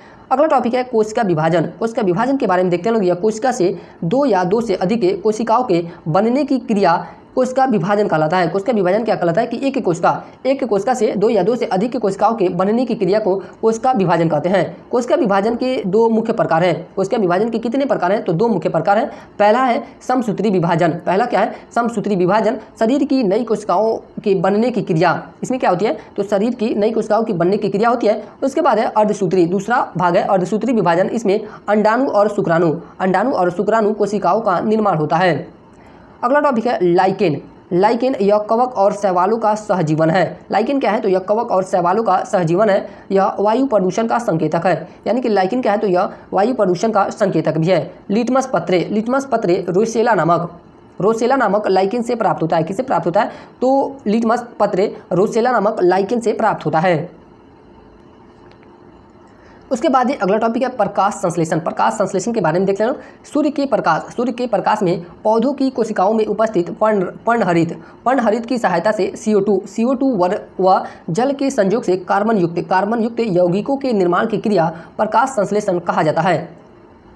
और प्रकाश संश्लेषण का यहाँ पे दिया गया है किस प्रकार होता है, अभिक्रिया दिया गया है। तो 6CO2 प्लस 6H2O प्रकाश संश्लेषण की क्रिया यहाँ पे होती है और प्रकाश की उपस्थिति में तो क्या प्राप्त होता है, तो C6H12O6 प्लस CH2O और 6O2 यानी कि ग्लूकोज प्लस से हाइड्रोज जल और ऑक्सीजन यह तीनों प्राप्त होता है। इस अभिक्रिया में कार्बन डाइऑक्साइड लेने व CO2 छोड़ने की क्रिया होती है। ये इंपॉर्टेंट लाइन है कि प्रकाश संश्लेषण में कौन सी क्रिया होती है, तो कार्बन डाइऑक्साइड लेने की और ऑक्सीजन छोड़ने की क्रिया होती है। प्रकाश संश्लेषण में विकिरण ऊर्जा रासायनिक ऊर्जा में बदलकर खाद्य पदार्थों में संचित हो जाती है। उसके बाद ये अगला टॉपिक है पादप हार्मोन ऑक्सिन का क्या कार्य होता है, यह हार्मोन पौधों की वृद्धि व विकास के लिए सहायक होता है। एब्सेसिक पौधों का वृद्धि निरोधक हार्मोन है। यह क्या है, तो पौधों का वृद्धि निरोधक हार्मोन है। एथिलीन फलों को पकाने में सहायक हार्मोन है, यानी कि आर्टिफिशियल तरीके से प्राकृतिक रूप से फलों को पकाने में सहायक कौन सा होता है, तो एथिलीन होता है। जिब्रेलिन्स यह हार्मोन पौधों के सभी भागों में वृद्धि के लिए सहायक होता है। कहाँ पे, तो यह पौधों के सभी भागों में वृद्धि के लिए सहायक होता है कौन, जिब्रेलिन। उसके बाद अगला टॉपिक है लाल रक्त कोशिका यानी कि आरबीसी को एरिथ्रोसाइट्स से कहा जाता है। आरबीसी का जीवन काल 120 दिन का होता है। कितने दिन का होता है आरबीसी का जीवन काल, तो 120 दिन का। सफ़ेद रक्त कोशिका WBC को लिम्फोसाइट्स कहा जाता है। क्या कहा जाता है WBC को, तो लिम्फोसाइट्स कहा जाता है और WBC का जीवन काल 1 से 4 दिन तक होता है। प्लेटलेट्स की कमी के कारण डेंगू रोग होता है। रक्त का थक्का बनाने में सहायक विटामिन के होता है। रक्त का थक्का बनाने में सहायक विटामिन कौन सा होता है, तो के होता है। रक्त समूह की खोज कार्ल लैंडस्टीनर के द्वारा की गई थी। रक्त समूह की खोज किसके द्वारा की गई थी, तो कार्ल लैंडस्टीनर के द्वारा की गई थी। उसके बाद ये अगला टॉपिक है अमाशय एंजाइम यानी कि अमाशय से कौन कौन से एंजाइम निकलता है, तो टाइलिन नामक एंजाइम निकलता है। पेप्सिन और रेनिन यह जो एंजाइम है यह कहाँ से निकलता है, तो अमाशय से निकलता है। पूर्ण पाचक रस यह ड्यूडेनम से निकलता है। सर्वाधिक पाचन छोटी आंत में होता है, यानी कि सबसे अधिक भोजन का पाचन कहाँ पे हो जाता है, तो छोटी आंत में हो जाता है। लाइपेज वसा का पाचन करता है। जो लाइपेज एंजाइम होता है वह किसका पाचन करता है, तो वसा का पाचन करता है। किडनी को ब्रिक भी कहा जाता है। तो किडनी की क्रियात्मक इकाई नेफ्रॉन है। किडनी की क्रियात्मक इकाई क्या होती है, तो नेफ्रॉन होती है। किडनी का अध्ययन नेफ्रोलॉजी कहलाता है। किडनी का अध्ययन क्या कहलाता है, तो नेफ्रोलॉजी कहलाता है। रक्त का शुद्धिकरण किडनी के द्वारा होता है। रक्त का शुद्धिकरण किसके द्वारा होता है, तो किडनी के द्वारा होता है। अगला टॉपिक है मस्तिष्क के बारे में देखते हैं लोग। मस्तिष्क का सबसे बड़ा भाग सेरिब्रम है। मस्तिष्क का सबसे बड़ा भाग कौन सा होता है, तो सेरिब्रम। यादाश्त यानी कि मेमोरी से संबंधित भाग सेरिब्रम है। हृदय की धड़कन व श्वसन का नियंत्रण मेडुला ऑब्लिगेंटा करता है। हृदय की धड़कन और श्वसन का नियंत्रण किसके द्वारा किया जाता है, तो यानी कि यह मस्तिष्क का भाग है, मेडुला ऑब्लिगेंटा करता है। EEG का फुल फॉर्म क्या होता है, तो इलेक्ट्रो इंसेफ्लोग्राम इसका फुल फॉर्म होता है। उसके बाद है यकृत लीवर। इसके कार्यों को देखते हैं लोग। इसका कार्य कौन कौन सा है, तो सर्वाधिक के पुनर्जनन की क्षमता होती है। सर्वाधिक के पुनर्जनन यानी कि सेल डिवीजन, यकृत में सबसे अधिक के सेल डिवीजन की क्षमता होती है। रासायनिक प्रयोगशाला शरीर किसे कहा जाता है, रासायनिक प्रयोगशाला कहा जाता है किसे, यकृत को। शरीर की रासायनिक प्रयोगशाला किसे कहा जाता है, तो यकृत को कहा जाता है। शरीर की सबसे बड़ी ग्रंथि लीवर यानी कि यकृत है। हिपैरिन का स्रावन होता है। यकृत से किसका स्रावन होता है, तो हिपैरिन का स्रावन होता है। उसके बाद अगला टॉपिक है पैमाना के बारे में देखते हैं लोग। ऊंचाई को मापने का यंत्र, ऊंचाई किससे मापा जाता है, तो अल्टीमीटर से मापा जाता है। किससे, अल्टीमीटर क्या मापता है, तो ऊंचाई मापता है। आर्द्रता मापने का यंत्र हाइग्रोमीटर होता है। रक्तदाब मापने का यंत्र एस्फिग्नोमैनोमीटर होता है। दाब मापने का यंत्र बैरोमीटर होता है। बैरोमीटर से किसका मापन किया जाता है, तो दाब का मापन किया जाता है। गहराई मापने का यंत्र फेदोमीटर होता है। गहराई किससे मापी जाती है, तो फेदोमीटर से मापी जाती है। उसके बाद है शर्करा। अगला टॉपिक है शर्करा। ग्लूकोज प्लस फ्रक्टोज मिला के क्या बनता है, तो सुक्रोज बनता है। वहीं पे ग्लूकोज और ग्लूकोज मिलाकर क्या बनता है, तो माल्टोज का निर्माण होता है। ग्लूकोज प्लस ग्लूकोज और ग्लैक्टोज किसका निर्माण करते हैं? तो लैक्टोज का निर्माण करते हैं। यहाँ पे ट्रिक भी दिया गया है जीएफ पर शक है, यानी कि जिससे आपका हो जाएगा ग्लूकोज और एफ से हो जाएगा फ्रक्टोज। जीएफ यानी कि ग्लूकोज और फ्रक्टोज मिलकर क्या बनाते हैं? तो सुक्रोज बनाते हैं। और इसका हो जाएगा जीजी माल यानी कि ग्लूकोज और ग्लूकोज मिलकर क्या बनाते हैं? तो माल्टोज बनाते हैं। क्वासिओरकोर और मरासमस रोग प्रोटीन की कमी के कारण होता है। प्रोटीन की कमी के कारण कौन सा रोग होता है? तो क्वासिओरकोर और मरासमस नामक रोग हो जाता है प्रोटीन की कमी के कारण। प्रोटोजोआ जनित रोग यानी कि प्रोटोजोआ से कौन कौन से रोग होते हैं? तो पायरिया, कालाजर, मलेरिया, पेचिस, निद्रा रोग। पायरिया, कालाजर, मलेरिया, पेचिस, निद्रा रोग ये किससे होते हैं? तो प्रोटोजोआ जनित रोग हैं। यहाँ पे इसका ट्रिक भी दिया गया है, पापा काम पर सोते हैं, यानी कि पौष से पायरिया हो जाएगा, कौश से कालाजर हो जाएगा, म से मलेरिया हो जाएगा, पौष से पेचिस हो जाएगा और सोते यानी कि निद्रा का मतलब होता है सोना। उसके बाद है एक तरफ रोग दिया गया है और उसके वाहक दिए गए हैं। कालाजर का वाहक कौन सा है? तो मादा प्लेबोटोमाइन सैंडफ्लाई इसके वाहक होती है। पेचिस के वाहक के कौन से होते हैं? तो एंट अमीबा हिस्टोलिटिका इसका वाहक होता है। मलेरिया का वाहक के प्लाज्मोडियम होता है। प्लाज्मोडियम किसका वाहक होता है? तो मलेरिया का। निद्रा रोग की सीसी यानी कि इसे इंग्लिश में इसे लिखा जाता है सीसी, तसे यानी कि टी साइलेंट रहता है, तो यहाँ पे उसी तरह लिखा गया यानी कि इंग्लिश को ही लिखा गया है, तो यह होती है सीसी मक्खी किसका वाहक होती है? तो यह निद्रा रोग की वाहक होती है। मलेरिया के टीके की खोज रोनाल्ड रॉस ने की थी। मलेरिया की टीके खोज किसके द्वारा की गई थी? तो रोनाल्ड रॉस के द्वारा की गई थी। मीथेन गैस को मार्स गैस भी कहा जाता है। मार्स गैस किसे कहा जाता है? तो मीथेन गैस को मार्स गैस भी कहा जाता है। उसके बाद अगला टॉपिक है जीवाणु जनित रोग यानी कि जीवाणु से कौन कौन से रोग होते हैं? तो टाइफाइड और इसके वाहक कौन सा होता है? तो साल्मोनेला टाइफी। टाइफाइड का वाहक कौन होता है? तो साल्मोनेला टाइफी। हैजा ये सब क्या है? तो जीवाणु जनित रोग है। हैजा हो गया, क्षय रोग, डिप्थीरिया, टिटेनस, काली खांसी, प्लेग, ये सब कौन से रोग हैं? तो यह जीवाणु से होते हैं। उसके बाद हैजा के वाहक देखते हैं लोग, तो विब्रियो कोलेरा इसका वाहक का नाम क्या है? तो विब्रियो कोलेरा है। क्षय रोग का वाहक कौन सा होता है? तो माइक्रोबैक्टीरियम ट्यूबरक्लोसिस, यहाँ पे ट्यूबरक्लोसिस होना चाहिए। डिप्थीरिया का वाहक के कोरीबैक्टीरियम डिप्थेरी होता है। टिटेनस का वाहक के क्लास्ट्रीडियम में टिटेनी होता है। काली खांसी का वाहक के बोडेटिला पर्टुसिस होता है। प्लेग का वाहक कौन सा होता है? तो एचिनिया पेस्टिस होता है। विषाणु जनित रोग, उसके बाद ये अगला टॉपिक है विषाणु जनित रोग, यानी कि विषाणु से कौन कौन से रोग होते हैं? तो रेबीज होता है, डेंगू, चेचक, छोटी माता, खसरा, इन्फ्लुएंजा, ये सभी किससे होते हैं? तो यह विषाणु से होते हैं। रेबीज का वाहक हो जाएगा रेबडो वायरस इसका वाहक है। डेंगू का अर्बो वायरस इसका वाहक हो जाएगा। चेचक का वायरस कौन सा हो जाएगा? तो वेरियोला वायरस। चेचक पर नहीं, ओला पर जाए, यहाँ पे ट्रिक दिया गया है, इसको हटाइए। चेचक का वाहक के वेरिओला वायरस हो जाएगा और छोटी माता का वेरीसेला वायरस हो जाएगा इसका वाहक। खसरा का रूबेला वायरस के कारण खसरा रोग होता है और मिक्सो वायरस के कारण इन्फ्लुएंजा होता है। उसके बाद ये अगला टॉपिक है अनुवांशिक रोग। अनुवांशिक के रोग कौन कौन से हैं? तो हीमोफीलिया यह किस प्रकार का रोग है? तो यह एक प्रकार का अनुवांशिक रोग है। Patau syndrome, down syndrome, Warner तथा एड्स, ये सब किस प्रकार के रोग हैं? तो यह अनुवांशिक के रोग हैं। 13वें गुणसूत्र की ट्रायोसोमी से पटाउ सिंड्रोम रोग होता है। ये लाइन बहुत इंपॉर्टेंट है कि किससे नंबर के गुणसूत्र ट्रायोसोमी से पटाउ सिंड्रोम रोग होता है? तो 13वें गुणसूत्र की। 21वें गुणसूत्र की ट्रायोसोमी से डाउन सिंड्रोम रोग होता है।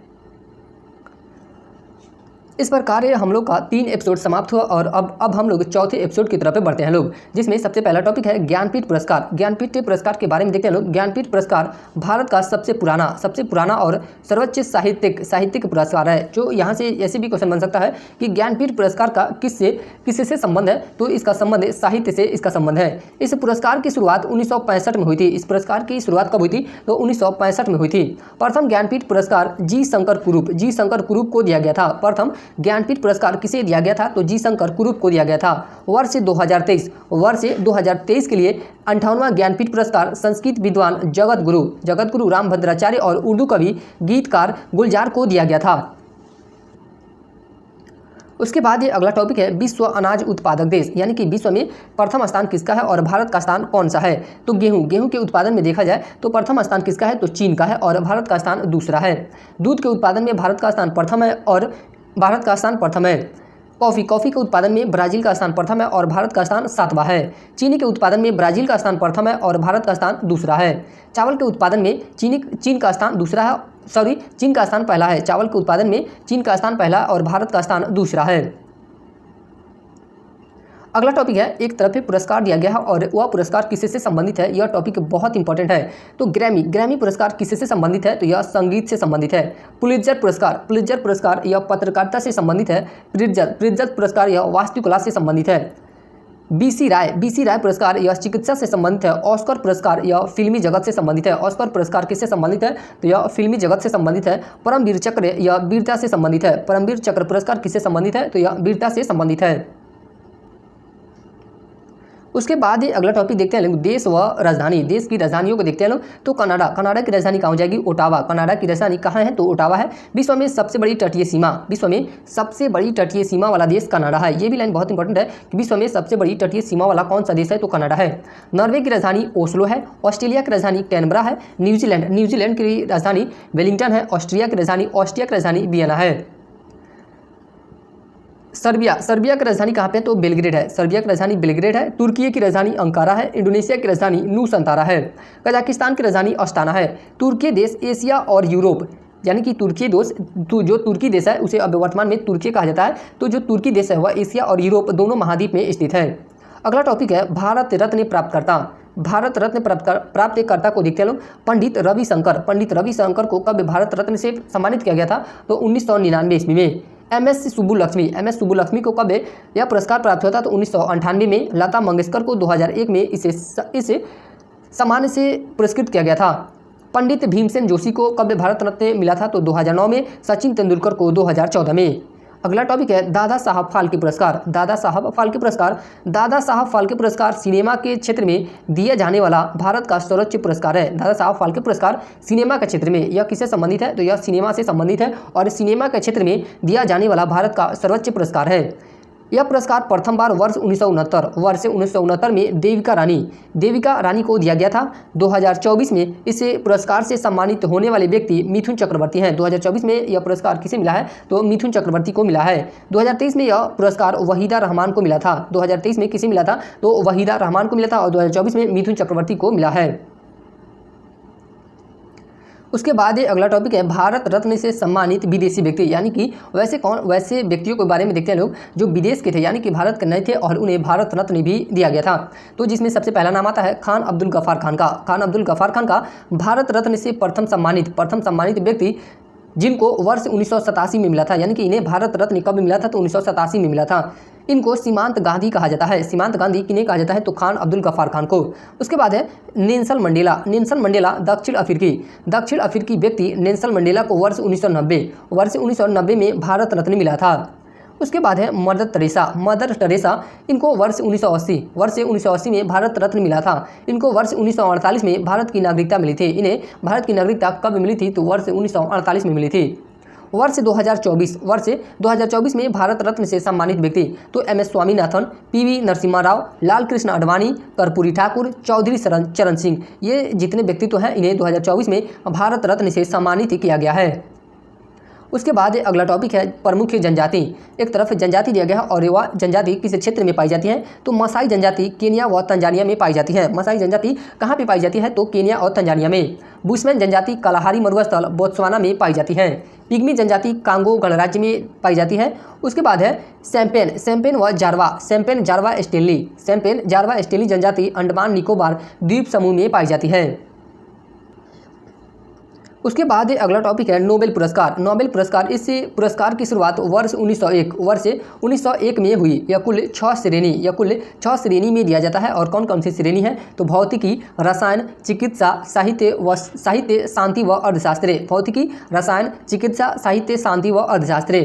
भौतिकी में पहला नोबेल पुरस्कार वर्ष 1901 में कॉनराड रॉन्टजन को दिया गया था। रसायन के क्षेत्र में पहला नोबेल पुरस्कार वर्ष 1901 में J.H. वान हॉफ को दिया गया था।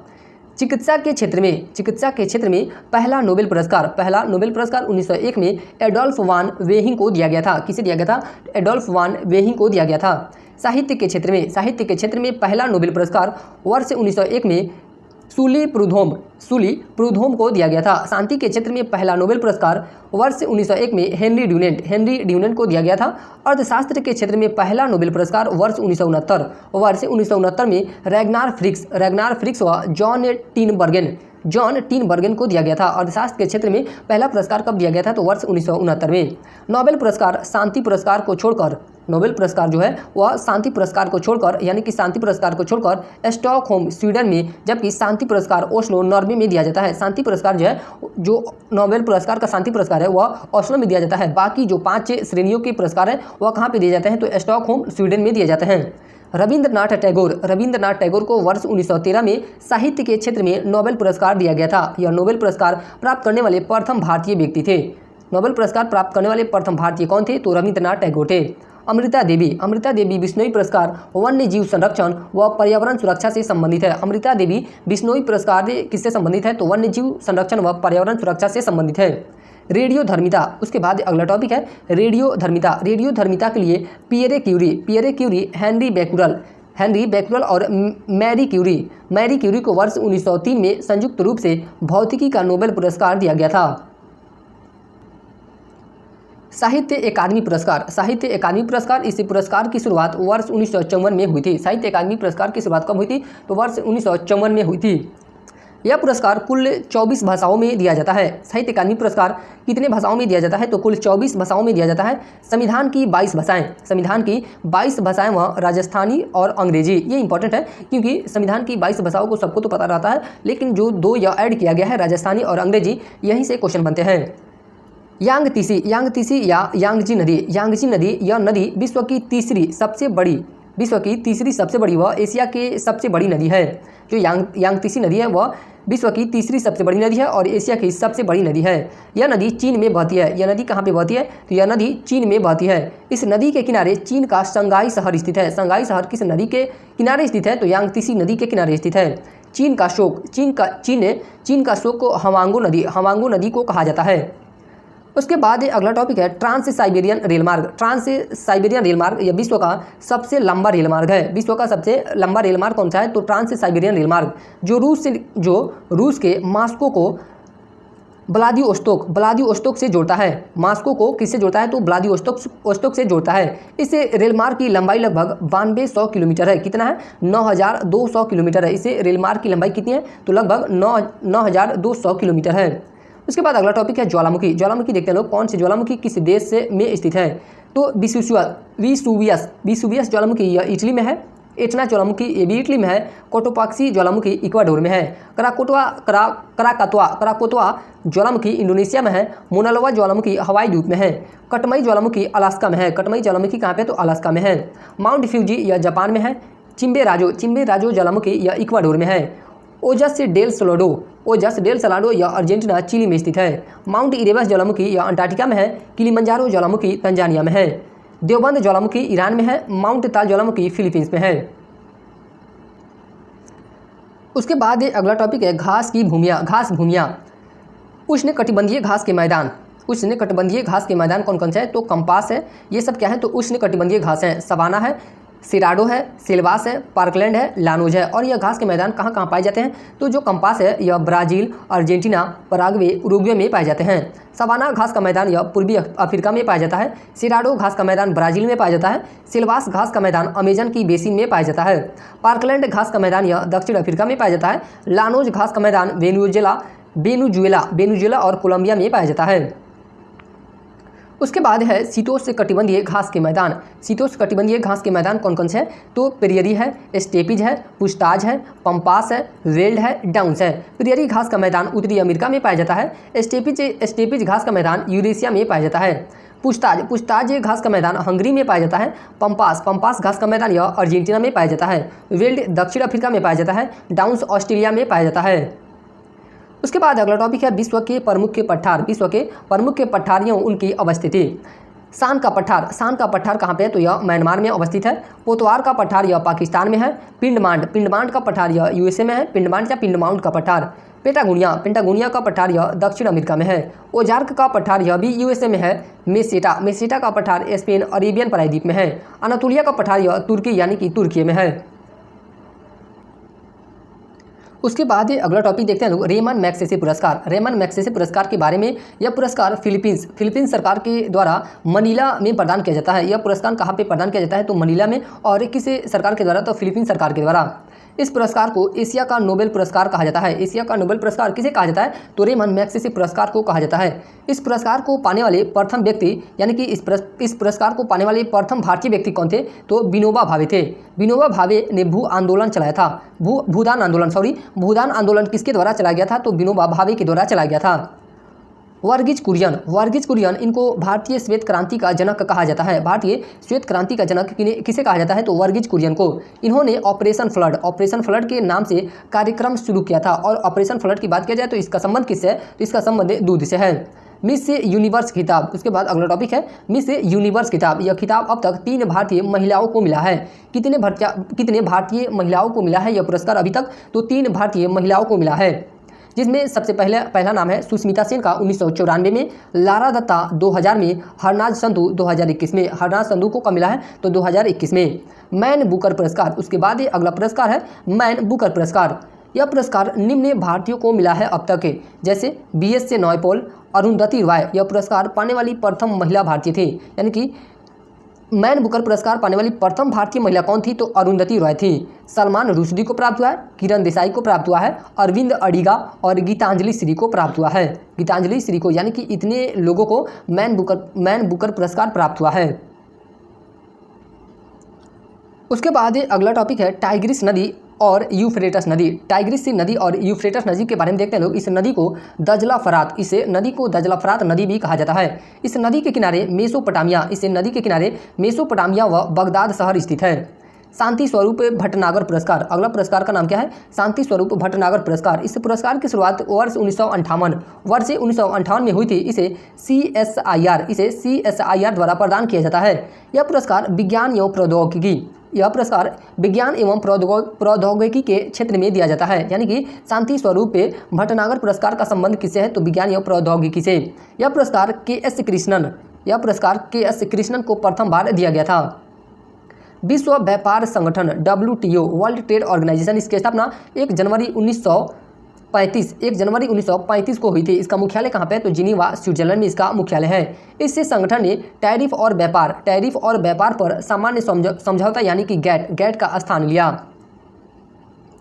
उसके बाद अगला टॉपिक है बैरन द्वीप। भारत का एकमात्र सक्रिय ज्वालामुखी बैरन है। और यह कहाँ पे स्थित है? तो अंडमान निकोबार द्वीप समूह में स्थित है। बैरन जो ज्वालामुखी है यह कहाँ पे है? तो अंडमान निकोबार द्वीप समूह में स्थित है। अंडमान निकोबार द्वीप समूह की राजधानी पोर्ट ब्लेयर है। और अभी इसका नाम बदल के क्या रखा गया है? तो श्री विजयपुरम रखा गया है। पोर्ट ब्लेयर का नाम बदल के क्या रखा गया है? तो श्री विजयपुरम रखा गया है। अंतर्राष्ट्रीय मुद्रा कोष, यानी कि IMF इंटरनेशनल मॉनेटरी फंड, अंतर्राष्ट्रीय मुद्रा कोष ने व विश्व बैंक की स्थापना जुलाई 1944 में संयुक्त राज्य अमेरिका के ब्रेटन वुड्स सम्मेलन के तहत हुई थी। किस सम्मेलन के तहत हुई थी? तो ब्रेटन वुड्स सम्मेलन के तहत हुई थी। इन दोनों संगठनों का मुख्यालय वाशिंगटन DC में स्थित है, यानी कि IMF और विश्व बैंक का मुख्यालय कहाँ पे है? तो वाशिंगटन DC में स्थित है। रेड इंडियन उत्तरी अमेरिका के मूल निवासी हैं। उसके बाद ये अगला टॉपिक है अंतर्राष्ट्रीय न्यायालय के बारे में देखते हैं लोग। इसकी स्थापना जून 1945, अंतर्राष्ट्रीय न्यायालय की स्थापना जून 1945 में संयुक्त राष्ट्र चार्टर के द्वारा की गई थी। और इसका मुख्यालय कहाँ पे है? तो द हेग नीदरलैंड में इसका मुख्यालय है। इसमें 15 न्यायाधीश जिनका कार्यकाल 9 वर्ष के लिए है। इसमें कितने न्यायाधीश होते हैं? तो 15 न्यायाधीश होते हैं। और इनका कार्यकाल कितने वर्षों के लिए होता है? तो 9 वर्षों के लिए होता है। इस संगठन में अब तक बने भारतीय न्यायाधीश, यानी कि अंतर्राष्ट्रीय न्यायालय में अब तक कितने भारतीय न्यायाधीश बने हैं? तो सबसे पहले आता है नाम आपका नागेंद्र सिंह का। उसके बाद सर वेनेगल राव का, रघुनंदन स्वरूप पाठक, दलबीर भंडारी, ये सब अंतर्राष्ट्रीय न्यायालय में अभी तक जज बन चुके हैं। अंतर्राष्ट्रीय अपराधिक पुलिस संगठन इंटरपोल, इसकी स्थापना वर्ष 1923 से 7 सितंबर 1923 को की गई थी। और इसका मुख्यालय लियोन फ्रांस में है। इसका मुख्यालय कहाँ पे है? तो इसका मुख्यालय लियोन फ्रांस में है। खाद्य और कृषि संगठन FAO, खाद्य और कृषि संगठन, इसकी स्थापना 16 अक्टूबर 1945 को की गई थी। और इसका मुख्यालय रोम इटली में है। FAO का मुख्यालय कहाँ है? तो रोम इटली में है। उसके बाद ये अगला टॉपिक है क्षेत्रीय हवाएं, यानी कि कौन कौन सी ऐसी हवाएं हैं? क्षेत्रीय हवाएं हैं जिसे अदर देश में क्या किस नाम से जाना जाता है? तो खमसीन। खमसीन जो हवाएं हैं वह कहाँ पे चलती हैं? तो मिस्र में चलती हैं। चिनूक हवाएं कहाँ पे चलती है? तो संयुक्त राज्य अमेरिका, ये इंपॉर्टेंट है। चिनूक के कहाँ की क्षेत्रीय हवा है? तो संयुक्त राज्य अमेरिका के। सिराको इटली की है। गिबली लीबिया की है। बोरा, बोरा ये भी इंपॉर्टेंट है। बोरा कहाँ की क्षेत्रीय हवाएं हैं? तो यह इटली और एड्रियाटिक सागर, एड्रियाटिक सागर की क्षेत्रीय हवाएं हैं। फोन यह स्विट्जरलैंड के है। फोन कहाँ के है? तो यह स्विट्जरलैंड के। इस प्रकार से हम लोग 4 एपिसोड को समाप्त कर चुके हैं लोग। अभी 5वें एपिसोड की तरफ बढ़ते हैं लोग, जिसमें सबसे पहला टॉपिक है खेल व कप यानी कि ट्रॉफी। कौन सा खेल यानी कि कौन एक तरफ खेल दिया गया है और दूसरे तरफ पे उससे संबंधित ट्रॉफी के नाम दिए गए हैं। तो क्रिकेट की बात करते हैं तो इससे संबंधित कौन कौन से ट्रॉफी हैं? तो Deodhar trophy, Ranji trophy, Vijay Hazare trophy, Irani cup, CK Naidu trophy, Border Gavaskar trophy. ये सब जो ट्रॉफी है यह किससे संबंधित है? तो ये सब क्रिकेट से संबंधित है। उसके बाद है फुटबॉल। फुटबॉल से संबंधित ट्रॉफी कौन कौन से हैं? तो संतोष trophy, Durand cup, Begum Hazrat Mahal cup, Subroto Mukherjee cup और मर्डेका कप। ये सब किससे संबंधित है? तो यह फुटबॉल से संबंधित है। उसके बाद है badminton Uber cup, Thomas cup, Amrit Diwan cup, Yonex cup. ये सब बैडमिंटन से संबंधित कप है। हॉकी का बेचन कप, रंगा स्वामी Cup, Begum Rasool Cup, Sultan Azlan Shah Cup, Dhyan Chand Trophy, Murugappa Gold Cup. ये सब हॉकी से संबंधित ट्रॉफी हैं। उसके बाद अगला टॉपिक है खेल में खिलाड़ियों की संख्या। एक तरफ खेल दिया गया है और दूसरी तरफ खिलाड़ियों की संख्या दिया गया है। रग्बी फुटबॉल में कितने खिलाड़ियों की संख्या होती है? तो 15 होती है। क्रिकेट में 11 होती है। हॉकी में 11, फुटबॉल में 11, खो-खो में 9। ये इंपॉर्टेंट है। खो-खो में खिलाड़ियों की संख्या कितनी होती है? तो 9 होती है। बेसबॉल में 9 होती है। कबड्डी में 7। ये भी इंपॉर्टेंट है कबड्डी वाला कि कबड्डी में खिलाड़ियों की संख्या कितनी होती है? तो 7 होती है। बास्केटबॉल में खिलाड़ियों की संख्या 5 होती है। पोलो में 4। बैडमिंटन और टेनिस में 1 या 2। उसके बाद ये अगला टॉपिक है प्रमुख स्टेडियम के बारे में देखते हैं लोग। एक तरफ स्टेडियम का नाम दिया गया और वह स्टेडियम किस खेल से संबंधित है और वह स्टेडियम किस स्थान पे स्थित है? ग्रीन पार्क स्टेडियम यह क्रिकेट स्टेडियम है। जो ग्रीन पार्क स्टेडियम है वह किससे संबंधित है? यह क्रिकेट से संबंधित है और यह कहाँ पे है? तो कानपुर उत्तर प्रदेश में। नरेंद्र मोदी स्टेडियम यह भी क्रिकेट से संबंधित है, अहमदाबाद गुजरात में स्थित है। अरुण जेटली स्टेडियम यह भी क्रिकेट से संबंधित है और नई दिल्ली में स्थित है। वानखेड़े स्टेडियम यह भी क्रिकेट से संबंधित है और मुंबई महाराष्ट्र में स्थित है। Eden garden stadium cricket Kolkata Paschim Bengal में स्थित है। भूपेन हजारिका स्टेडियम यह किससे संबंधित है? तो यह क्रिकेट से संबंधित है और गुवाहाटी असम में है। चिन्ना स्वामी स्टेडियम यह क्रिकेट से संबंधित है और बेंगलुरु कर्नाटक में है। बरकतुल्ला खां स्टेडियम यह भी क्रिकेट से संबंधित है और जोधपुर राजस्थान में है। बिरसा मुंडा, ये इंपॉर्टेंट है क्योंकि यह हॉकी से संबंधित है। बिरसा मुंडा अंतर्राष्ट्रीय हॉकी स्टेडियम यह हॉकी से संबंधित है और कहाँ पे है? राउरकेला उड़ीसा में स्थित है। अटल बिहारी वाजपेयी स्टेडियम यह क्रिकेट से संबंधित है और लखनऊ उत्तर प्रदेश में है। सवाई मानसिंह स्टेडियम क्रिकेट से संबंधित है, जयपुर राजस्थान में स्थित है। उसके बाद अगला टॉपिक है पुस्तकें व उनके लेखक। एक तरफ पुस्तकों के नाम दिया गया है और उसके लेखक कौन है उसका दिया गया है। प्लेइंग इट माई वे पुस्तक का नाम क्या है? प्लेइंग इट माई वे के लेखक कौन है? तो सचिन तेंदुलकर हैं। The Test of My Life किसकी पुस्तक है? तो युवराज सिंह की पुस्तक है। नो स्पिन या शेनवान की पुस्तक है। A Century Is Not Enough यह किसकी पुस्तक है? तो सौरभ गांगुली की पुस्तक है। ड्रीवन किसकी पुस्तक है? तो विराट कोहली की पुस्तक है। 800 मुथैया मुरलीधरन की पुस्तक है। एस अगेंस्ट ओड्स यह सानी मिर्जा की पुस्तक है। The Race of My Life Milkha Singh की पुस्तक है। The Race of My Life किसकी पुस्तक है? तो मिल्खा सिंह की पुस्तक है। उसके बाद ये अगला टॉपिक है एशियाई खेल के बारे में देखते हैं लोग। एशियाई खेलों की शुरुआत वर्ष 1951 में नई दिल्ली में हुई थी। एशियाई खेलों की शुरुआत कहाँ से होती है? तो 1951 में नई दिल्ली से। वर्ष 1982 में पुनः इन खेलों की मेज़बानी भारत ने की थी, यानी कि 1951 के बाद 1982 में इस खेल की मेज़बानी भारत के द्वारा की गई थी। एशियाई खेलों का प्रतीक चिन्ह चमकता हुआ सूरज है। एशियाई खेलों का प्रतीक चिन्ह क्या है? तो चमकता हुआ सूरज है। वर्ष 2026 में एशियाई खेल एची प्रांत व नागोया जापान में होंगे। वर्ष 2030 में एशियाई खेल दोहा कतर में होंगे। वर्ष 2030 में एशियाई खेल कहाँ पे होगा? तो दोहा कतर में होगा और वर्ष 2026 में जापान में होगा। खेल की शब्दावली। उसके बाद अगला टॉपिक है खेल की शब्दावली। क्रिकेट से संबंधित शब्दावलियों को देखते हैं लोग।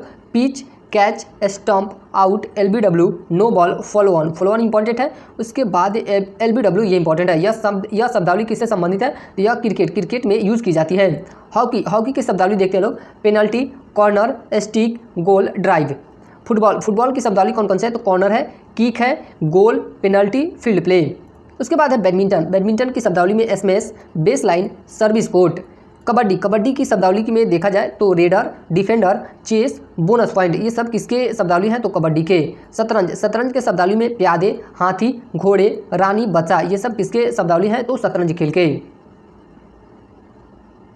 Rider Cup. Ryder Cup Solheim Cup, Walker Cup golf से संबंधित है। ये लाइन बहुत इंपॉर्टेंट है, गोल्फ से संबंधित है। कप के बारे में दिया गया है कि राइडर कप और सोलहेम कप, वाकर कप किससे संबंधित है तो यह गोल्फ से संबंधित है। खेल व खिलाड़ी कोनेरू हम्पी किससे संबंधित है तो यह शतरंज से संबंधित है। अंजू बॉबी जॉर्ज यह एथलीट से संबंधित है। नीरज चोपड़ा जेवलिन थ्रो से संबंधित है, स्वर्ण पदक 2020 में लाए थे टोक्यो ओलंपिक में नीरज चोपड़ा के द्वारा स्वर्ण पदक लाया गया था और इनका खेल कौन सा है तो जेवलिन थ्रो है। अभिनव बिंद्रा, इनका संबंध शूटिंग से है और स्वर्ण पदक 2008 में बीजिंग ओलंपिक से ले आए थे। अभिनव बिंद्रा बीजिंग ओलंपिक से 2008 में स्वर्ण पदक लाए थे। क्रिकेट का मक्का इंग्लैंड के लॉर्ड्स मैदान को कहा जाता है। क्रिकेट का मक्का किसे कहा जाता है तो इंग्लैंड के लॉर्ड्स मैदान को कहा जाता है। यहीं पर भारत ने सर्वप्रथम 1983 में कपिल देव की कप्तानी में क्रिकेट विश्व कप जीता था। बुल्स आई शब्द का प्रयोग शूटिंग में किया जाता है। बुल्स आई शब्द का प्रयोग कहाँ पे किया जाता है तो शूटिंग में किया जाता है। क्रिकेट बैट विलो की लकड़ी से बना होता है। यह पर्णपाती पतझड़ी वन की लकड़ी होती है। भारत का पहला अस्थायी खेल स्टेडियम ब्रोबॉन स्टेडियम मुंबई में है। वेलिंगटन ट्रॉफी नौकायन रोइंग केरल में आयोजित की जाती है। वेलिंगटन ट्रॉफी कहाँ पे आयोजित की जाती है तो केरल में आयोजित की जाती है। ऑस्कर कार्ल पिस्टोरियस अफ्रीका के दक्षिण अफ्रीकी खिलाड़ी हैं और इनका संबंध किससे है तो दौड़ से है। ऑस्कर कार्ल पिस्टोरियस को ब्लेड रनर कहा जाता है। ब्लेड रनर किसे कहा जाता है तो ऑस्कर कार्ल पिस्टोरियस को। इनके दोनों पैर कृत्रिम है, यानी कि इनका जो दोनों पैर है वह कैसा है तो कृत्रिम है। उसके बाद अगला टॉपिक है खिलाड़ियों के उपनाम। फ्लाइंग सिख किसके उपनाम है तो मिल्खा सिंह। फ्लाइंग सिख के रूप में किसे जाना जाता है तो मिल्खा सिंह को। हॉकी का जादूगर के रूप में मेजर ध्यानचंद को जाना जाता है। डिंग एक्सप्रेस से हिमा दास के रूप में जाना जाता है। बंगाल टाइगर किसे कहा जाता है तो सौरभ गांगुली को कहा जाता है। हरियाणा हरिकेन कपिल देव के रूप में जाना जाता है। हरियाणा हरिकेन किसके रूप में जाना जाता है यानी कि किन्हें कहा जाता है तो कपिल देव को। टर्मिनेटर किन्हें कहा जाता है तो हरभजन सिंह को। उड़न परी या गोल्डन गर्ल किन्हें कहा जाता है तो पीटी उषा को कहा जाता है।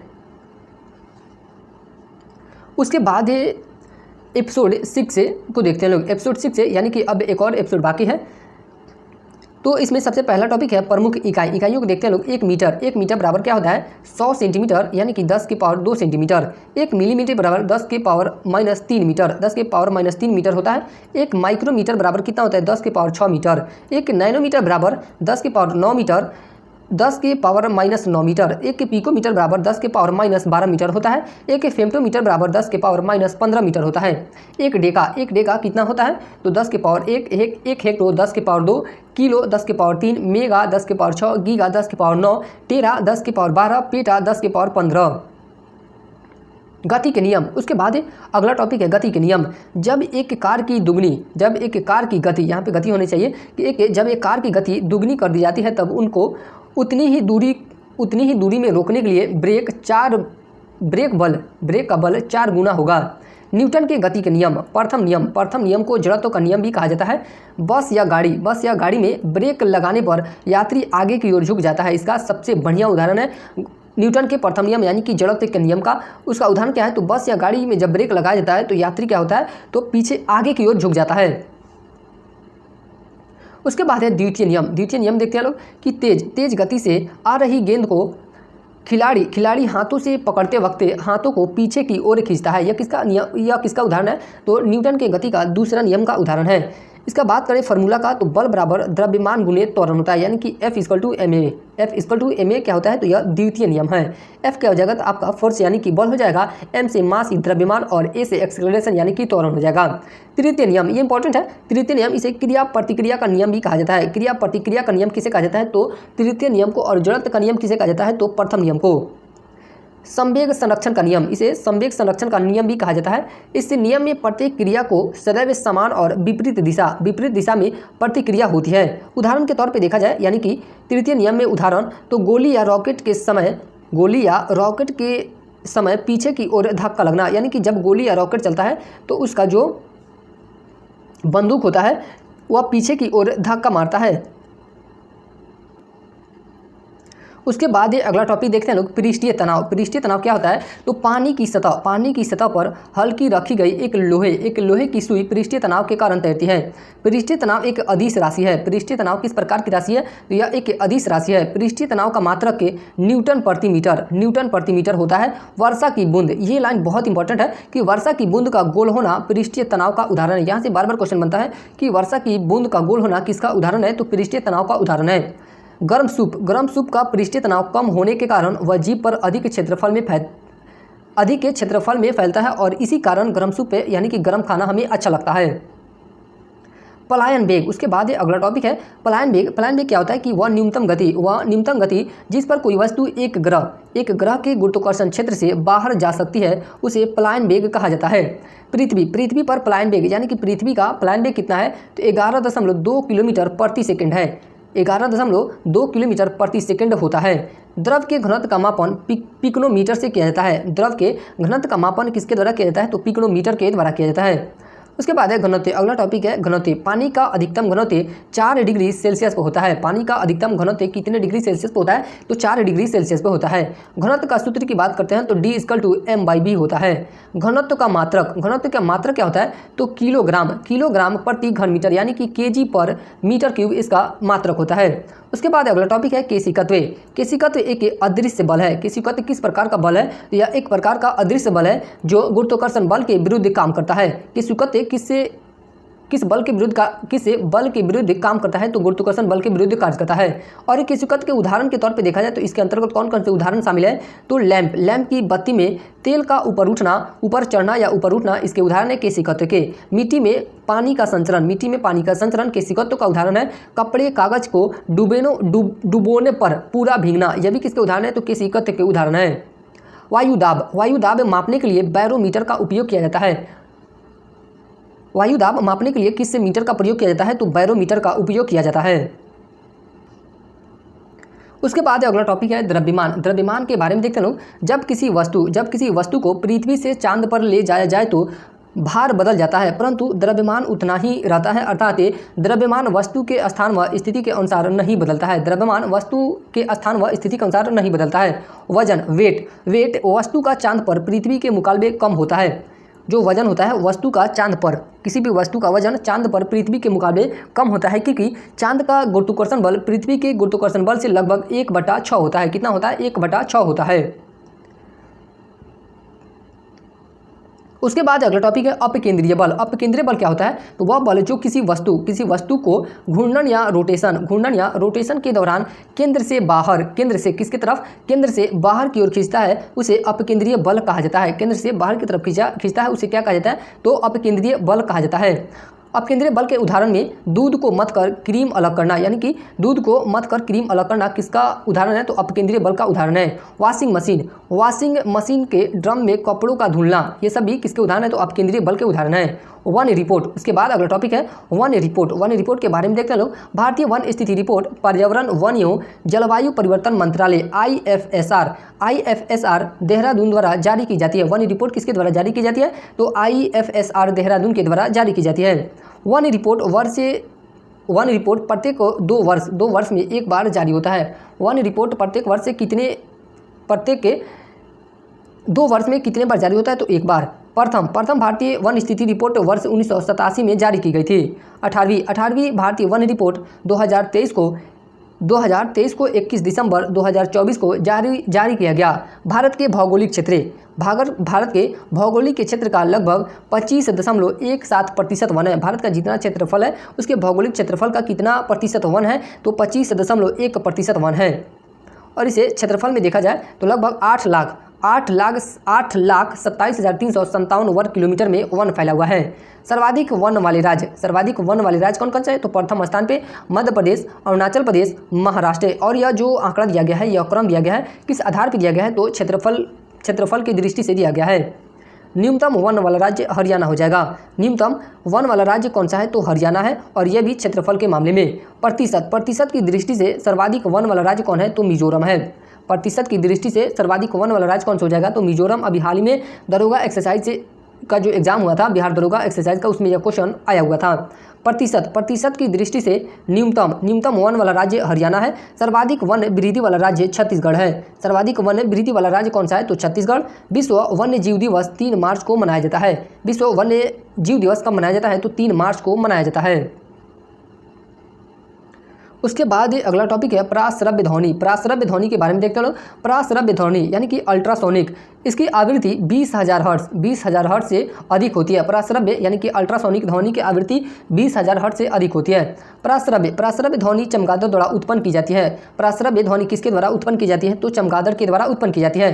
क्योटो प्रोटोकॉल वर्ष 1997 में जापान के क्योटो शहर में ग्रीन हाउस गैस का उत्सर्जन कम करने के लिए हुआ था। क्योटो प्रोटोकॉल क्यों हुआ था? तो ग्रीन हाउस गैस का उत्सर्जन कम करने के लिए हुआ था तथा इसको वर्ष 2005 में लागू किया गया था।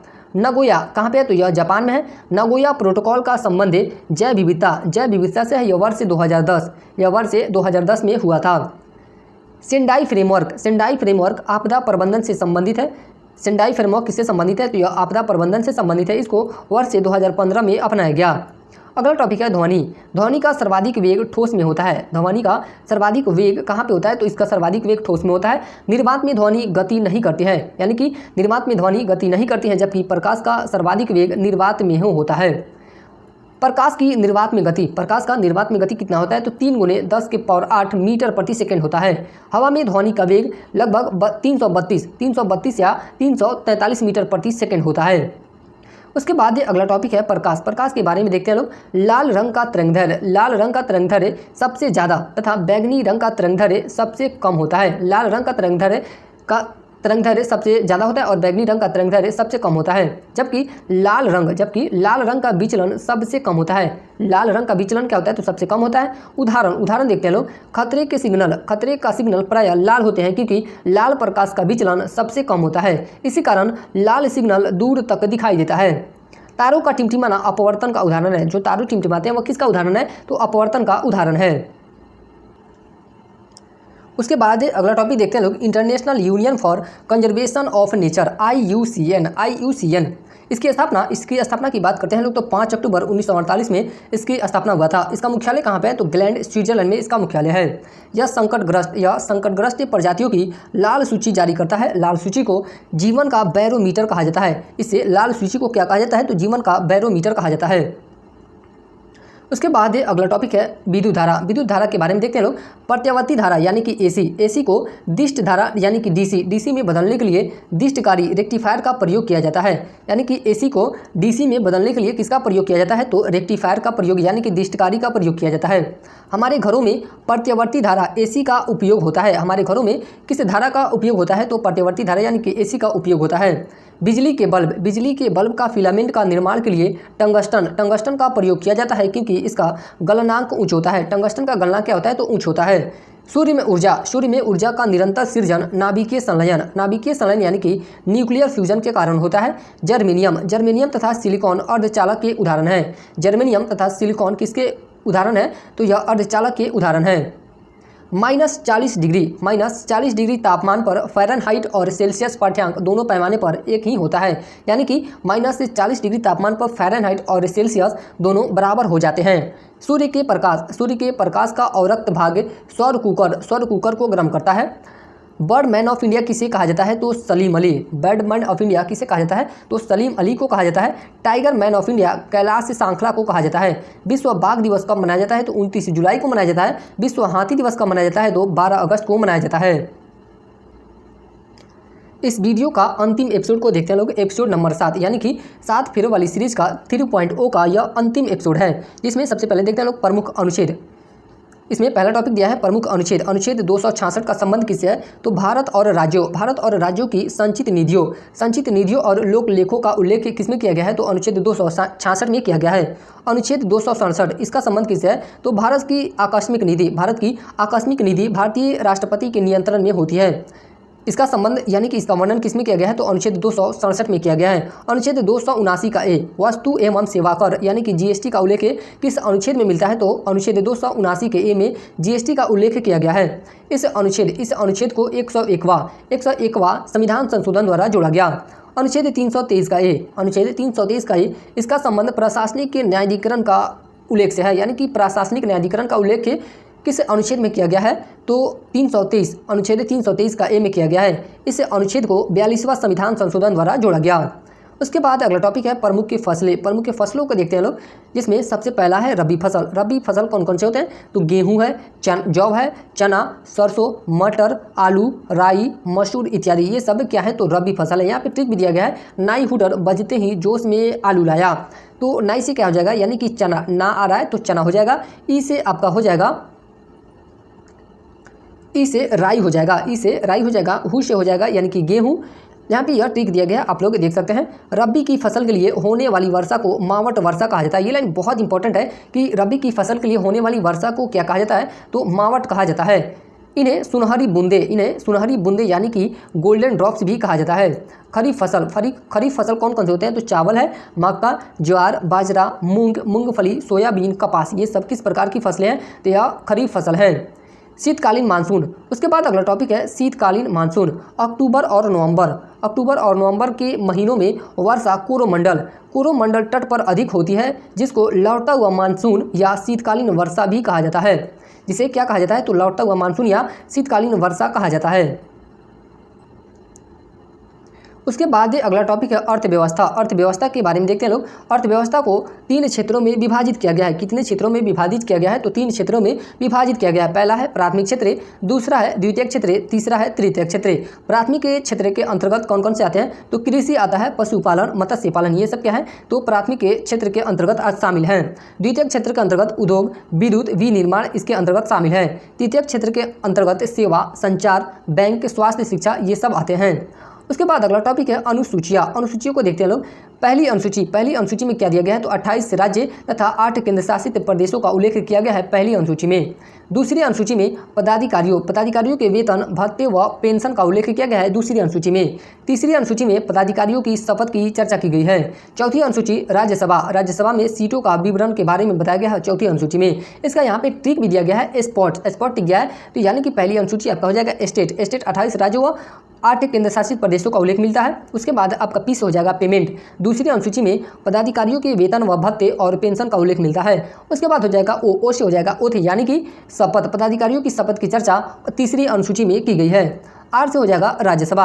आर से क्या हो जाएगा राज्यसभा में सीटों का विवरण किसमें दिया गया है, यानी कि इसका उल्लेख किसमें मिलता है, तो चौथी अनुसूची में। वर्तमान में भारतीय संविधान में कुल 12 अनुसूचियाँ हैं। वर्तमान में भारतीय संविधान में कुल कितनी अनुसूचियाँ हैं, तो 12 अनुसूचियाँ हैं। उसके बाद अगला टॉपिक है प्रमुख बांध। टिहरी बांध किस नदी पे है, टिहरी बांध किस नदी पे है, तो यह भागीरथी नदी उत्तराखंड में स्थित है। हीराकुंड बांध महानदी पे है और उड़ीसा में है। भागीरथी नदी यानी कि टिहरी बांध भागीरथी नदी पे उत्तराखंड में है और हीराकुंड बांध महानदी पे उड़ीसा में है। इडुक्की बांध कहाँ पे है, तो यह पेरियार नदी पे केरल में स्थित है। अलमाटी बांध कृष्णा नदी कर्नाटक में है। मेट्टूर बांध या कावेरी नदी तमिलनाडु में है। एल नीनो की घटना से भारतीय मानसून कमजोर पड़ जाता है। इसकी घटना से भारतीय मानसून कमजोर पड़ जाता है, तो एल नीनो की घटना से। लाल नीनो की घटना से भारतीय मानसून प्रबल हो जाता है।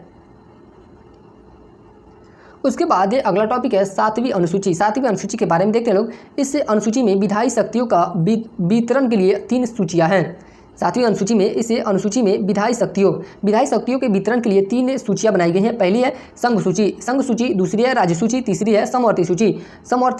संघ सूची में कौन कौन से मामले रखे गए हैं, तो रक्षा, विदेश, रेलवे, मुद्रा, ये सब किसके अंतर्गत शामिल है, तो संघ सूची के अंतर्गत शामिल है। राज्य सूची में पुलिस, कृषि, सार्वजनिक स्वास्थ्य, ये सब राज्य सूची में शामिल है। वन्यजीव, नाप तौल, ट्रेड यूनियन, शिक्षा, न्याय प्रशासन, यह समवर्ती सूची में शामिल है। महाधिवक्ता इसकी चर्चा अनुच्छेद 165 में की गई है। राज्यपाल के प्रसाद पर्यंत पद धारण करते हैं। जो राज्य के महाधिवक्ता होते हैं वह किसके प्रसाद पर्यंत होते हैं, तो राज्यपाल के प्रसाद पर्यंत होते हैं। उच्च न्यायालय का मुख्य न्यायाधीश अपना त्यागपत्र राष्ट्रपति को देता है। उच्च यानी कि हाईकोर्ट का मुख्य न्यायाधीश अपना त्यागपत्र किसे सौंपता है? तो राष्ट्रपति को सौंपता है। नोट पॉइंट देखते हैं लोग। सर्वोच्च न्यायालय के प्रथम मुख्य न्यायाधीश हीरालाल जे कानिया थे। कौन थे? हीरालाल जे कानिया थे। नर्मदा, सोन व ताप्ती नदियों। नर्मदा, सोन व ताप्ती नदियों का उद्गम अमरकंटक की पहाड़ियों से होता है। बांदीपुर, नागरहोल, अंसी, बनेरघट्टा टाइगर रिजर्व कर्नाटक राज्य में स्थित है। यह सब टाइगर रिजर्व कहाँ पे है? तो यह कर्नाटक में स्थित है। उसके बाद बहुत इंपॉर्टेंट है, बहुत मोस्ट इंपॉर्टेंट टॉपिक है पंचवर्षीय योजना। पंचवर्षीय योजना के बारे में देखते हैं लोग। प्रथम पंचवर्षीय योजना यह कब से कब तक चली थी? तो 1951 से 1956 तक। यह योजना कृषि से संबंधित क्षेत्रों के विकास पर आधारित थी। यहाँ से क्या पूछता है कि यह योजना कितने से कितने सालों तक चली थी और यह योजना किस मॉडल पे आधारित थी? तो यह हेराल्ड डोमर मॉडल पे आधारित थी। प्रथम पंचवर्षीय योजना हेराल्ड डोमर मॉडल पे आधारित थी। दूसरी पंचवर्षीय योजना का कार्यकाल 1956 से 1961 तक रहा था। 1956 से 1961 तक रहा था। यह योजना औद्योगिकरण व बुनियादी उद्योगों के विकास पर केंद्रित थी। यह योजना पीसी महालनोबिस यानी कि द्वितीय पंचवर्षीय योजना पीसी महालनोबिस मॉडल पर आधारित थी। तृतीय पंचवर्षीय योजना का कार्यकाल 1961 से लेकर 1966 ईस्वी तक रहा था। इस योजना को गॉडगिल योजना भी कहा जाता है। किस योजना को गॉडगिल योजना कहा जाता है? तो तृतीय पंचवर्षीय योजना को गॉडगिल योजना भी कहा जाता है। तृतीय पंचवर्षीय योजना की विफलता के कारण सरकार को योजना अवकाश यानी कि 1966 से 1969 घोषित करने के लिए मजबूर होना पड़ा। यहाँ से भी ऐसे क्वेश्चन बनता है कि योजना अवकाश का कार्यकाल कब से कब तक रहा था? तो 1966 से लेकर 1969 ईस्वी तक रहा था। पांचवी पंचवर्षीय योजना का कार्यकाल लगभग 1974 से लेकर 1978 तक चला था। पांचवी पंचवर्षीय योजना कब से कब तक चली थी? तो 1974 से लेकर 1978 थे। पांचवी पंचवर्षीय योजना के बाद भारत में रोलिंग प्लान 1978 से लेकर 1980 शुरू किया गया। रोलिंग प्लान की अवधारणा गुरनार मिडल द्वारा दी गई। ये भी लाइन इंपॉर्टेंट है कि रोलिंग प्लान की अवधारणा किसके द्वारा दी गई? तो गुरनार मिडल के द्वारा दी गई थी। भारतीय रिजर्व बैंक यानी कि आरबीआई द्वारा मौद्रिक नीति एक वर्ष में 6 बार यानी कि प्रत्येक 2 माह में जारी की जाती है। आरबीआई द्वारा मौद्रिक नीति एक वर्ष में कितनी बार जारी की जाती है? तो 6 बार यानी कि प्रत्येक 2 महीने में जारी की जाती है। बेरूबरी संघ मामला यह 1960 में हुआ था। बेरूबरी संघ मामला कब हुआ था? तो 1960 ईस्वी में हुआ था। इस मामले में माना गया कि प्रस्तावना संविधान का भाग नहीं है। बेरूबरी संघ मामला में प्रस्तावना को संविधान का भाग नहीं माना गया। केशवानंद भारती बनाम मामला यह 1973 में हुआ था। इस मामले में कहा गया कि प्रस्तावना संविधान का भाग है और प्रस्तावना में अनुच्छेद 359 के तहत संशोधन किया जा सकता है। यह जो केशवानंद भारती मामला है यह बहुत इंपॉर्टेंट टॉपिक है, क्योंकि इसी मामला में प्रस्तावना में संशोधन करने का अधिकार मिला था। उसके बाद अगला टॉपिक है मृदा के बारे में देखते हैं लोग। भारत में मुख्य रूप से 8 प्रकार की मृदा पाई जाती है। कितने प्रकार की मृदा पाई जाती है? तो 8 प्रकार की मृदा पाई जाती है। जलोढ़, काली, लाल, लेटराइट, शुष्की, लवणीय, पीट और पर्वतीय मृदा का सर्वाधिक उपजाऊ और सर्वाधिक व्यापक प्रकार जलोढ़ मृदा है। यानी कि सबसे अधिक उपजाऊ और सर्वाधिक व्यापक कौन सी मृदा है? तो जलोढ़ मृदा। काली मृदा को रेगूर मृदा भी कहा जाता है। काली मृदा को क्या कहा जाता है? तो रेगूर मृदा भी कहा जाता है। यह सर्वाधिक दक्कन के पठार में मिलती है। यह सर्वाधिक कहाँ पे मिलती है? तो दक्कन के पठार में मिलती है। इस प्रकार से हम लोग का उत्कर्ष का जो 7 फेरों वाली सीरीज था उसका 3.0 समाप्त हुआ और इसे हम लोग एक ही वीडियो में कवर करेंगे लोग।